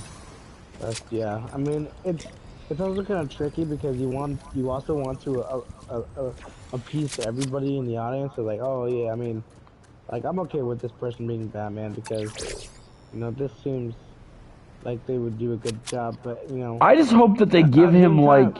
People weren't sure about Pattinson, but everyone ended up loving him. So that's why I'm okay with an unknown for Batman. Like if they go into unknown, it's fine as long as it's someone that can do the job. It's a risk they have to be willing to take, and you know, I mean, whether it's someone everyone's gonna like is up to fate. You know, I mean. Well, it's all about the performance. It's all about I still see people that try to sit through the Batman, and as crazy as it is to say, they have the image of Twilight melted so hard in their brain they have to stop watching the Batman because they can't get Edward Cullen out of their mind. I never watched the Twilight series, and I'm kind of glad I haven't because I don't have that ingrained in my mind. Like I don't look at. I feel bad that it let people have had such a horrible experience with Twilight that they can't get over because now they're missing an incredible performance, which is just sad. It is kind of sad. But you know, I mean, that's the problem with a lot of actors nowadays. You're either known for a big role and you're gonna forever be known as that person, or whatnot. So. Yeah, it just sucks because I think Pattinson deserves all the praise in the fan base that people should be giving him. Yeah, I agree. I don't know how well their casting staff is over at Warner Bros, but I mean, I'd assume that because of everything that happens now, I'd assume it's a Peter Safran and James Gunn decision. I think James Gunn I don't know if I'm gonna have to look into it, but I don't know if he actually is behind the hiring staff, but it seems like he kind of is because he's fully aware of like Suicide Squad.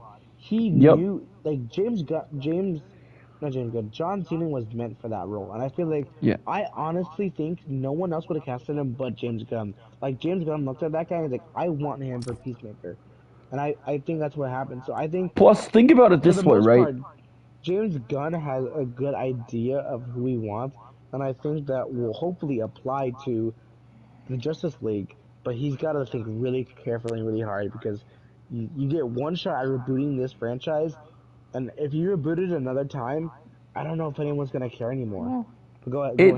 That's why I think they're gonna succeed. That's why no matter what anybody says about the Henry Cavill not being Superman thing, when the vision comes clear, when we know what James Gunn's universe looks like and what it is, even if it's just like the little by little, like we see the first James Gunn movie in theaters, and it's gonna blow people's minds, then we'll know. Like, I think. Yeah. What do you think about? Did you hear that? Did you see The Rock's statement about Black Adam today? I didn't hear. What did he say? So, he says that Black Adam is not a part of their first chapter for the new DC. Yeah, I kind of figured that. Because, And then it was similar to the Henry Cavill thing, except in his thing, The Rock doesn't ever indicate that.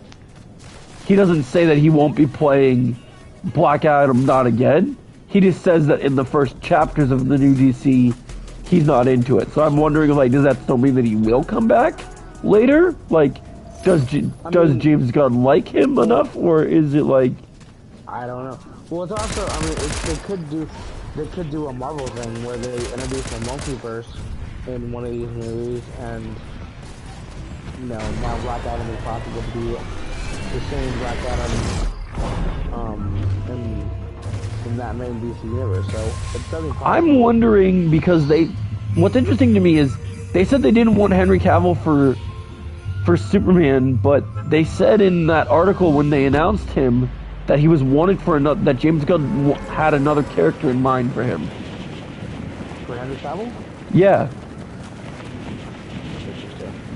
Like, it's interesting that he went. I don't know if you would want him. Me personally, if you're not gonna let him do Superman, don't let him do anyone at all.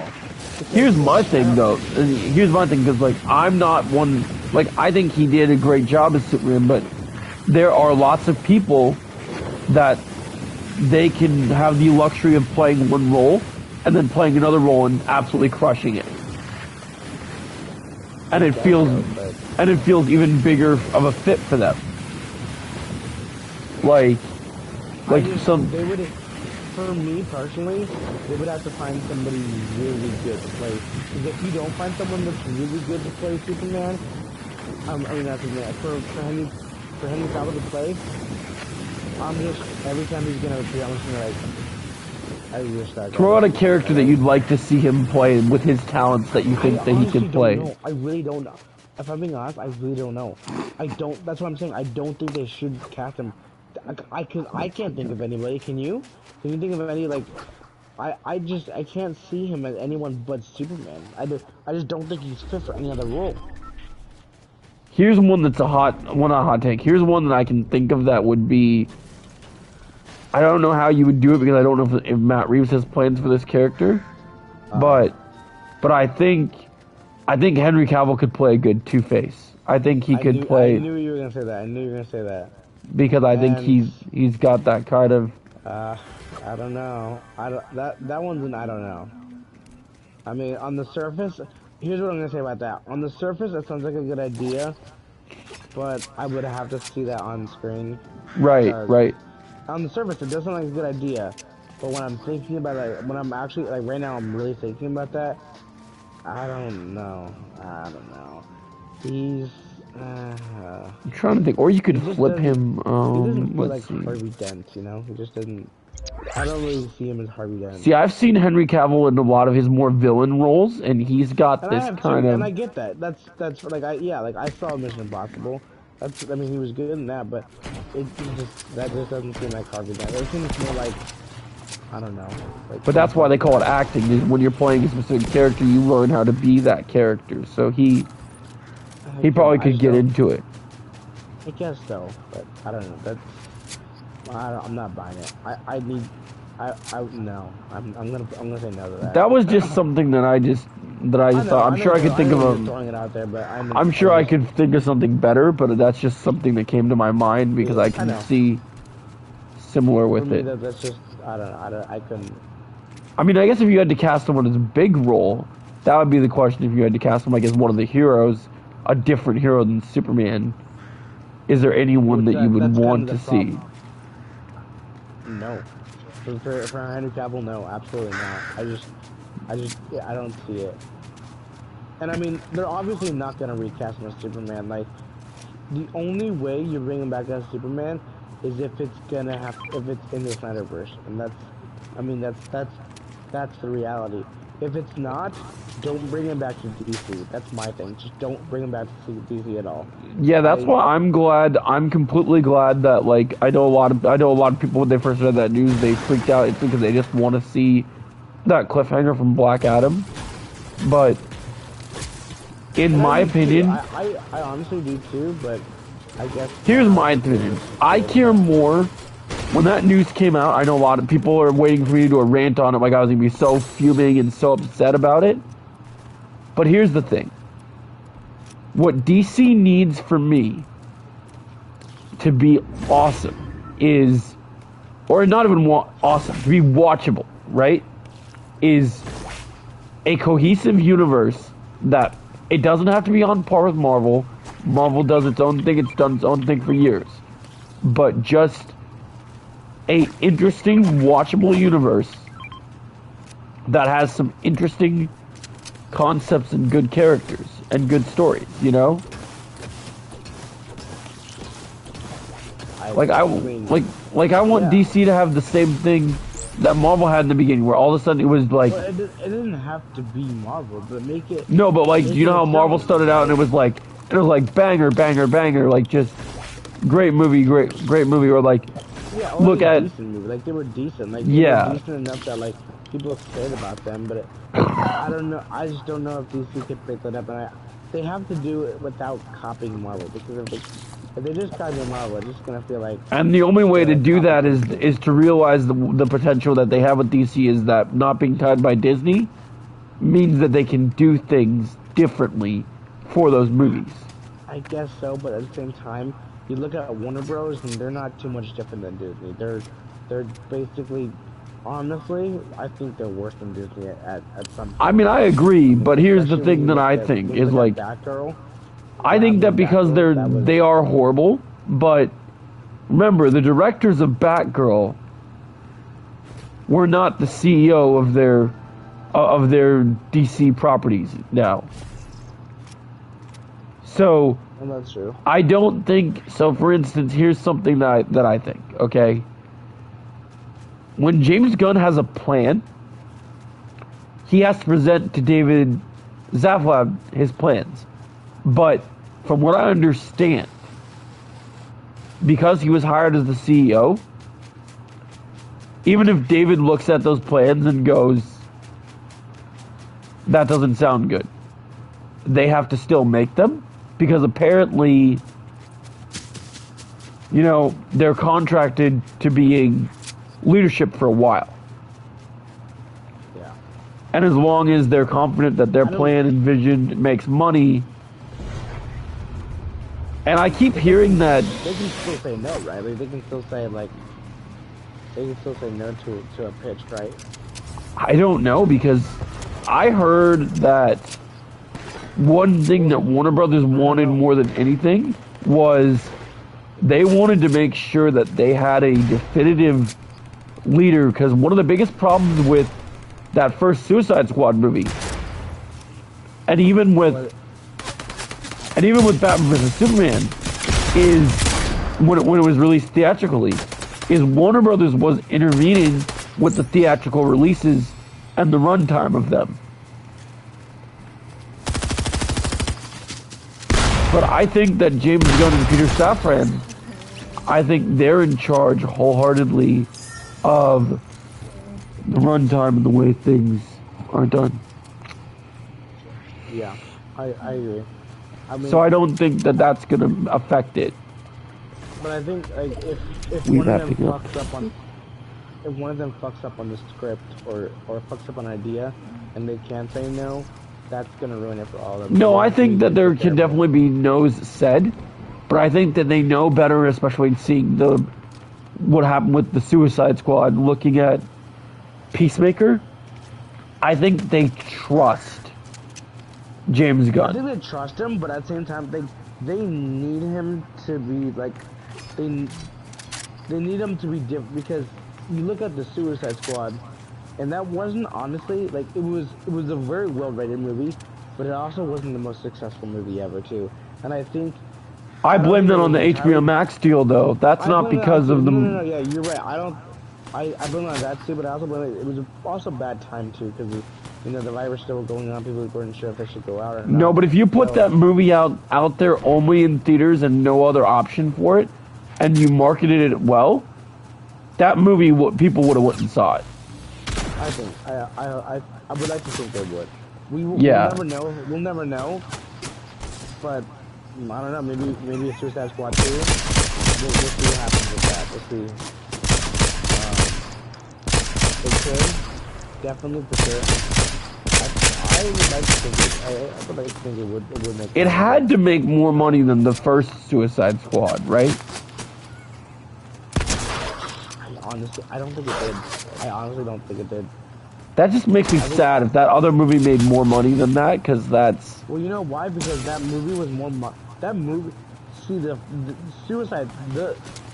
Not the Suicide... Suicide Squad was marketed better than the newer one. And I think what sold everyone was the trailer. They marketed it well, but it ended up being a movie that didn't really... Yeah, but I knew from all the trailers of... I knew from all the marketing for the Suicide Squad that it was going to be great. Like, I could already tell that they were doing a great job of selling it. Yeah, I agree with that. I agree that I think it was already... Like, it was, we could tell... everything was going to be great. But that first Suicide Squad movie, no one could really tell. But everyone just assumed it was going to be good because the trailer looked really good. So like, oh, it's going to be a good movie because the trailer looks good. But no one was really sure on whether it was going to be or not. So, and that goes into my point about studio involvement getting in the way. That Warner Brothers used to be too picky about what they wanted because they didn't have a proper leadership. They literally just catered to what everyone was talking about, and even as far as going to rewriting the entire fucking movie just to cater to what people want to see. Yep. And you're ruining. Not only are you changing the entire movie, so that's fucked, but you're also ruining somebody's entire vision, and I think that's probably the worst thing you could do to somebody, and I think that's why. And the horrible thing is, you know what's even sadder now today, as much as we harp on Warner Brothers, Phase 4 proves Marvel's now in the same blood. Yep. Because look at Taika Waititi. Well, I wouldn't say they did with a lot of most of those movies. I would say only a few of those movies. Not even a few of those, but I think... Well, I'm just saying, I think there's a different script for Love and Thunder out there somewhere. There is. No, there definitely is. And Multiverse of Madness, too. Yep, I think absolutely. Those are the only... I don't think there was any other movie that really got changed too much. But I think Marvel caught themselves with their hand in the cookie jar, and now they quickly took it out. Because they were the only two movies, like, Wakanda Forever was fine. Like, as much as I don't like that movie, I think it was a fight. Like, it didn't ruin anyone's vision. It was nobody. Ryan Coogler didn't have to.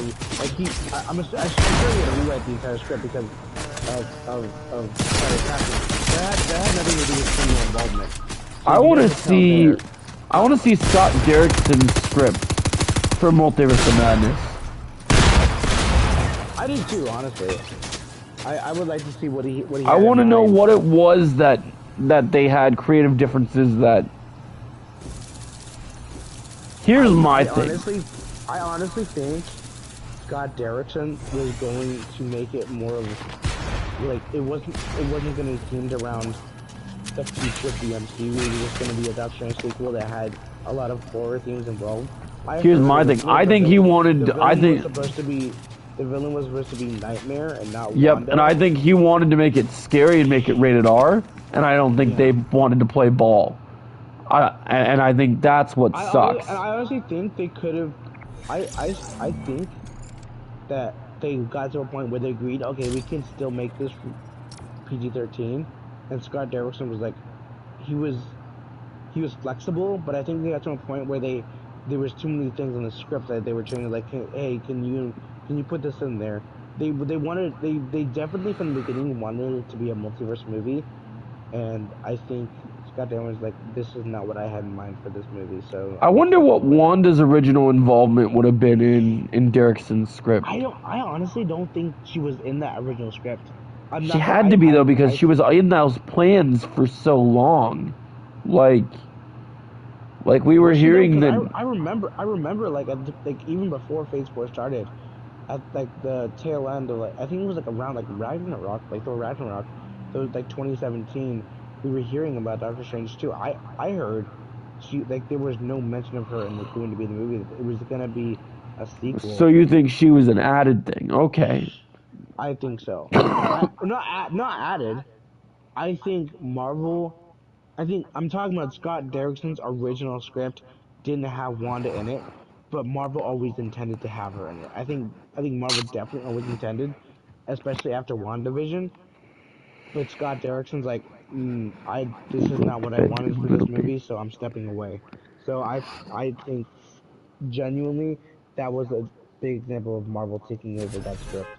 Yeah, I think it's ridiculous that they can. I just hope that Kevin Feige learned that he can't allow them to do that. Because the thing that I don't understand is, I believe the reason that they hired Bob Iger back is, from what I understand, when Disney bought the rights to Marvel and Star Wars, the people that have the say about Marvel and Star Wars things are the people in charge of Lucasfilm and Marvel. So, from what I understand, if you're a head of a company, even if you're distributing the toys and whatever other things, right? Like Disney puts their names on things. But at the end of the day, Kevin Feige is supposed to be able to say, "Hey, we don't want Multiverse of Madness to be 3 hours." Kevin Feige should be able to say, "Fuck off." Like, because from what I understand, that's the amount of power that they said he was supposed to have, though. That's what I wonder about, is interesting.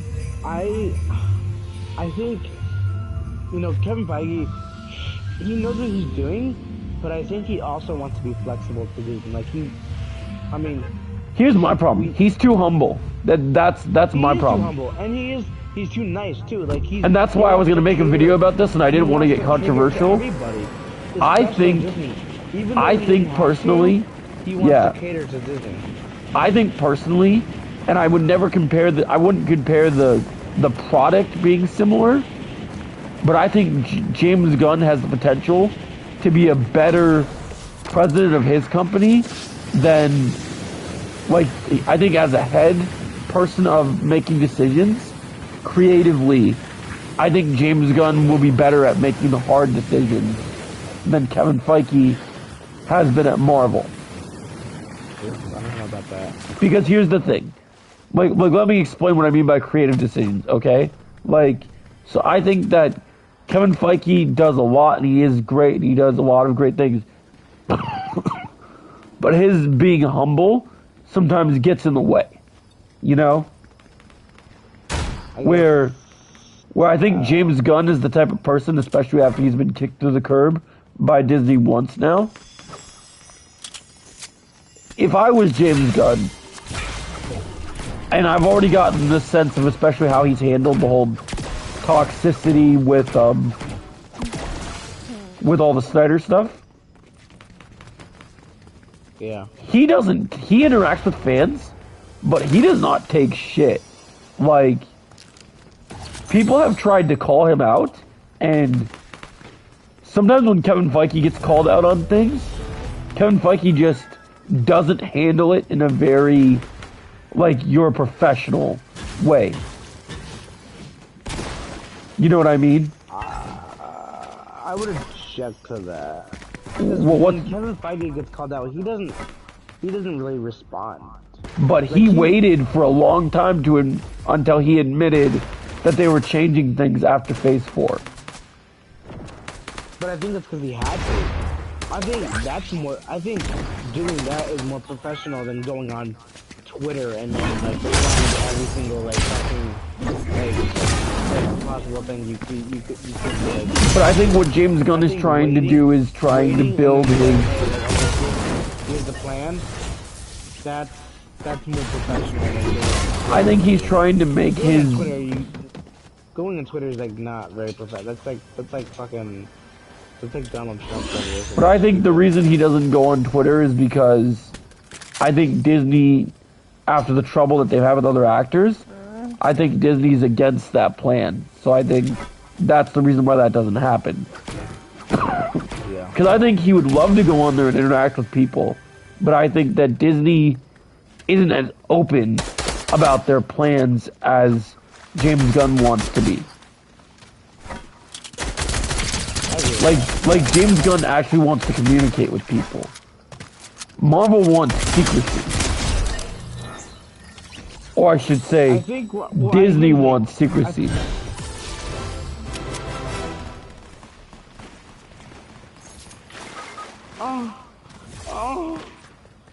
Got killed. I'm coming. Yeah, I think it's gonna get to the point when James Gunn does start developing his movies. I think then he's gonna get into secrecy because you have to. You don't want to spoil the entire thing for everyone. Well, no, I don't think that. So here's the thing. I don't think. Right now, he can get away with doing that, but I think eventually he's gonna have to get more professional. He'll have to start being like Marvel. Well, what I think he's gonna do is like right now, yeah, I can see there being some secrecy, but I think he's making the move to kind of plant his flag and let people know what he's about, and then I like there'll be some secrecy, but I think he'll also be someone that he's not going to keep people in the dark. One of my biggest criticisms of Kevin Feige is, and I don't know if this is because of Disney, he keeps people in the dark a lot, and there are certain things that it's acceptable on. But that's also kind of like a good thing too, because. But there's been bad things he's kept people in the dark on too. Like there's like what? Like what would you say that? Like give me an example. Like what's bad? Like so like there's certain like some plans that have like or situations that have come out like PR situations. He hasn't addressed them in the ways that he should. And I think that's been pretty poor of him. How do you think he should? Well, he needs to handle it instead of like. Have you followed the whole Brie Larson thing? No, what's up with that? Like, did you hear about all the reports about how nobody liked working with her when they had to for Endgame? We know that, yeah. Yeah. I heard that there was no good on-set stuff between, I guess she's really demanding and big problems. So, I mean, yeah, I agree. Well, I agree with that though. I think, but how? No, I think he should have got out in front of that and taken care of that problem. Well, I don't think he needs to though, because like, what is he gonna say about that? Like, he's the president of Marvel. And this is about Brie Larson and dramas going on set. He doesn't really need to address that because... Here's what I feel like. Hey, you don't want to... You're going to cause problems as Captain Marvel? I can get another Captain Marvel that's better than you in a heartbeat. Bye. And again, yeah, he could, but, I mean, like, I don't think it's that big. Like, she's there to do a job. He probably... I mean, he probably after... I don't know. We'll see. I just heard it really got under... I don't know. I'm worried because I saw a plot leak, or I saw plot details today for the Marvels, and it's not looking good. I heard Kang was going to be involved in it somehow, or I heard that like that her bracelets and Shang-Chi. Yeah, like they're saying, it's like his rings, her bracelets and his rings were gonna have something to do with Kang's time travel technology.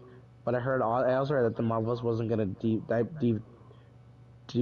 too into that because the Marvels is just like an ensemble film too with like these three characters. I don't know. I don't care. I want that movie to go away. It's kind of stupid, but I'm gonna watch it anyway. But I think people are giving it too much shit because it hasn't been.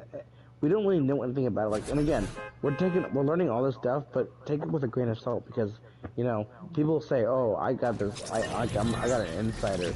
But I learned everything. I learned everything I need to know about it from day one, and that is that it is effectively a Captain Marvel sequel, which means I effectively don't give two shits. I know. I get that, but I mean, like, I'll watch it, but my hype for it is a 0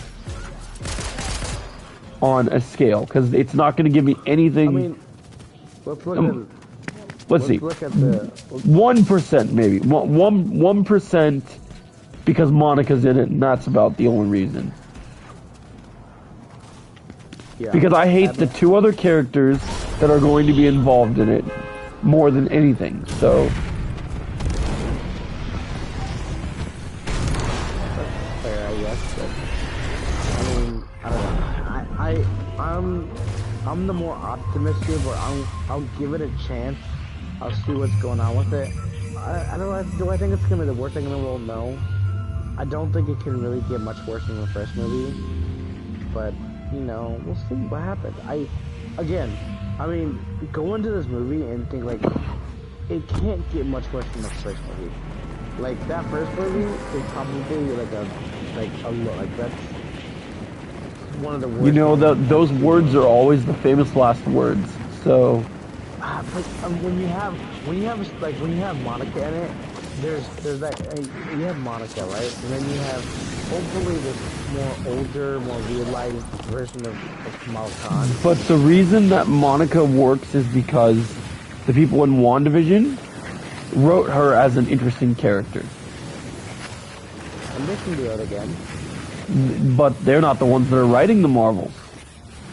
That's true, but remember, not every write on the movie is credited. Like they're not gonna credit every single last person who writes the movie.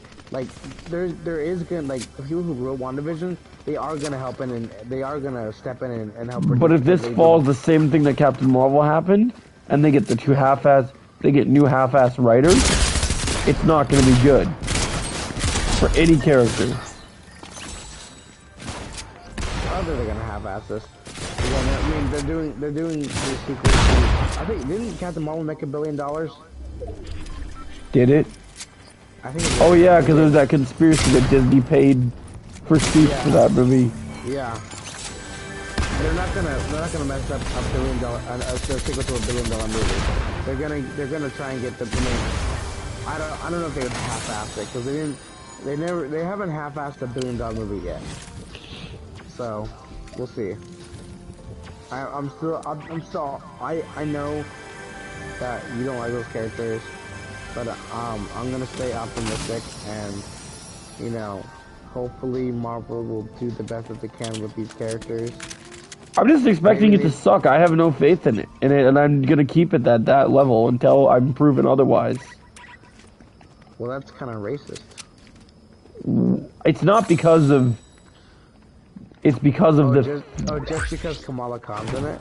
Well, no. I also don't like Carol. And they're not going to write Carol better. The Russo brothers had their chance to make Carol better. Brie Larson as Carol doesn't work. Better. Yeah, nobody does. And they won't accept it. And until someone accepts it, I don't care about that character. So you're waiting until they write her good? Yeah, until they write her good. Because I actually... Do you think they ever will? I don't know, because I thought in the comics, and even the animated series, Carol's one of my favorite characters, and I really enjoy how she is handled. In the MCU, she can't make her interesting. Yeah. It's the Superman problem is she's so powerful, but she has no personality. And that ruins it. I mean, at least Superman's somewhat interesting because he yeah. knows he's flawed and he tries to be better. Like he's held with so much expectation that he understands like this Earth doesn't want me, but they also need me. He's a very complex character, and they do him so well in Man of Steel. Absolutely. And a little bit in BVS, but I don't see that happening with Carol. I think she's gonna crack a few jokes. Then she's gonna laugh someone's face off because she's the most powerful. And Brie Larson's just is not funny. Her sense of humor doesn't work. That's funny that you said that. Why, do you agree? I agree, but it's just that's also kind of sad that she's just not funny. Like, I wish you could. Well, you have Disney Plus, right? I do have Disney Plus, yeah. Watch Earth's Mightiest... Have you watched Earth's Mightiest Heroes? The animated series? Yeah. Yeah, I have. That's the Carol we should have gotten. I agree. The one that's... The one that's flirting with Tony Stark and just so hilarious and like, that's great. Yeah, and she's a smart ass too, but she's a funny smart ass. But and they did that right. Carol's not a funny smart ass. She's just boring. Like she tries to be smart ass, but when she does, it's not funny. Nobody's laughing. Yeah. Nobody's like, haha, that was a good one, Carol. No one's saying that. Everyone's saying, bruh, shut up. I mean, in Endgame, when I saw her in Endgame at the Battle of Thanos, I was literally like, I remember she had her hairstyle to look like emo Tobey Maguire, and I was literally like, why are you here, bitch? Like, what is your... I know we need everyone here to fight Thanos, but... I know. And then fucking... I mean, you know what? And I'm sorry, I'm never gonna... I'm glad she didn't kick Thanos' ass. I'm glad that Thanos, like, because if she did, I would have been pissed. Which is why to this day, the number one thing that makes Miss Marvel unwatchable for me is that that opening scene is canon information from someone's perspective, even though it is a teenage daughter. It is a perspective that she thinks that Carol did all the work. She literally she didn't even mention Tony. She showed like a little picture of Tony, but she didn't even mention that he was the one who saved everybody. Or what about Cap wielding? Or what about Cap wielding Thor's hammer and smacking the shit out of Thanos? Like, she's like, oh, and then Carol came in and saved everybody, and then the universe was saved. She completely skipped the most important part, that Thanos rocked Captain Marvel's ass, and then Tony had to come in and save the universe. Captain Marvel didn't do shit. Yeah, when I heard Carol did all that, I was like, bitch, fuck off. Bitch, where are you getting your information? That ruined the show for me. The moment that the show... She must be getting her information from Wikipedia or something. God knows what. Yeah, it's like, just the fact that that's gonna, like... I swear, if in the Marvels, if she walks up to her, and she's like, I'm such a big fan of you, how you beat Thanos all by yourself, I will walk out. I will legitimately walk out before the movie ends. Wait. What did I think if Carol says, thanks, I know. I'm done. I will stand up and cause... No, not done with Marvel, but I will probably stand up and cause a scene and be like, bitch, shut up. You have no place on this in this universe. I will find Marvel headquarters, find Brie Larson, and literally beat the shit. You're gonna pull a She-Hulk and like jump into the into Disney Plus and go into Marvel, and you're like, who wrote this damn script? Come with my metal bow staff. I'll just put on my Green Arrow suit, get my bow and arrow, and be like, Green Arrow it. You're just gonna like, walk in. Just be like, you have failed this script. Just start launching arrows at everyone. You have failed this movie. And then like said, ooh, that'd be so intense. I think it's definitely the fact that that's a possible, like that's literally a possible, like that might happen. She's like, like the fact that they might continue that and just like, I just don't know if they can make, because they picked the wrong actress for this stuff. I just don't think they can make this better. Like, I want to believe that good writing can save Kamala, but the bad taste of Kamala thinking that Carol is the only one that did the heavy lifting really, really hurts. Honestly, I don't think that's ever going to change. I mean, I would love it if Sam meets her and he sets her straight. That'd be great. Or if Sam and Bucky were both like... I don't think that's going to happen, though, because... Like, no, I know. Marvel, like, literally what's going to happen is she's going to, like, compliment Captain Marvel, and Captain Marvel's not going to tell her that, like, oh, yeah, well, I really wasn't the one to do it. It was actually, like, she's not going to say, like, that's just, I don't think, no, she won't say that. She's going to say, yeah, let's keep effort, and then we'll move on, and Miss Marvel will still be blind to the fact that Captain Marvel was like, she thinks in her mind that Captain Marvel did everything, ever. and it's so annoying. Like, you know, dude, I hope that like if she really does continue in this universe for a while, I hope that Captain Marvel gets busted up by Kang. I hope Kang just like rocks her shit, like just so hard. I hope Kang like smacks the bitch out of both of them and is just like, and it's just like, you guys need to learn. Like, imagine if Kang is the one to tell them, just like time travel, just like, you guys are wrong. I have controlled all of time this entire life, and you are dead wrong. Yeah. Like, how funny would that be? Just Kang just set everyone straight. And then Kang ends up being more of a hero than a villain to fans. Yeah. Because he's like... mess up Captain Marvel. Yep. I mean...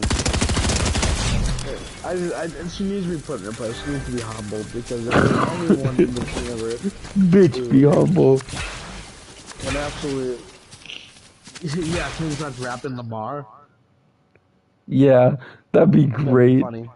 Just Jonathan Majors just breaks character and starts saying, "Bitch, sit down, be humble." Oh gosh, I could totally see that. It's gotta be like an outtake or something. Put a Kendrick in it. Honestly, I wouldn't. I'm surprised that it'd be really funny if they integrated that into Creed 3.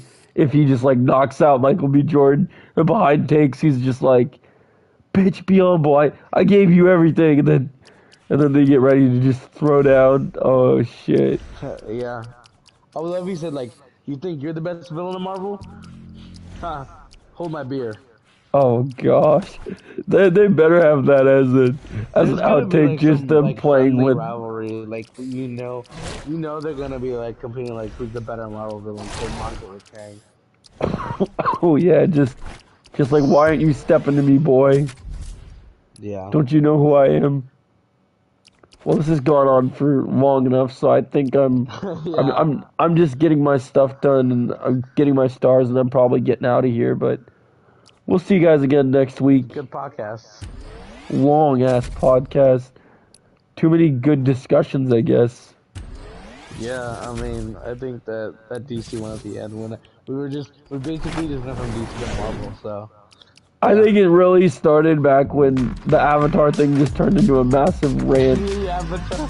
Like, oh yeah, we were just gonna talk about Avatar for a few minutes. You're like, oh yeah, but then we just went on to like a 20-minute rant of like how bad Avatar was. Yep. It's like, yeah, God. Funny. Oh man. All right. Well, good broadcast. Yeah, I'm guessing you worked today. Yeah, I do, dude. I'm supposed to. You're in box though, right? Yeah, I think so. You work the full 9 hours, or not 9 hours? Do you work the full? It's a full shift. Yeah, I don't know how long it is. I'm assuming it's closing. Yeah, I was gonna ask, are you closing with us? I'm gonna guess. Usually, if I'm box office, I don't usually do an Abby. I usually go and actually stay full time until I'm needed to not be there. All right. Well, it's gonna be nice on Saturday. At least we'll see each other. We'll be. Because the nice thing is that sometimes, like, now that your schedules are different, like, we wouldn't be able to, like, you would be, like, working, like, the morning shift and I would work the night shift, but I'll be working... That hasn't taken full effect yet, so I'll be working longer and stuff, so... Yeah, because you're working 12 to 8 at least. And I'll be working 1 and yep. So we'll be seeing each other... Are you doing box Saturday, or are you doing... I think I'm concessions, if I remember correctly, but I might be usher, awesome. I don't know, I'll see, yeah. I'm doing a guess it's probably concessions. Alright, that's good then, that's good. Yeah, alright man, I'll see tomorrow, you. Dude. Yeah, talk tomorrow, for sure. Alright, I'll see you.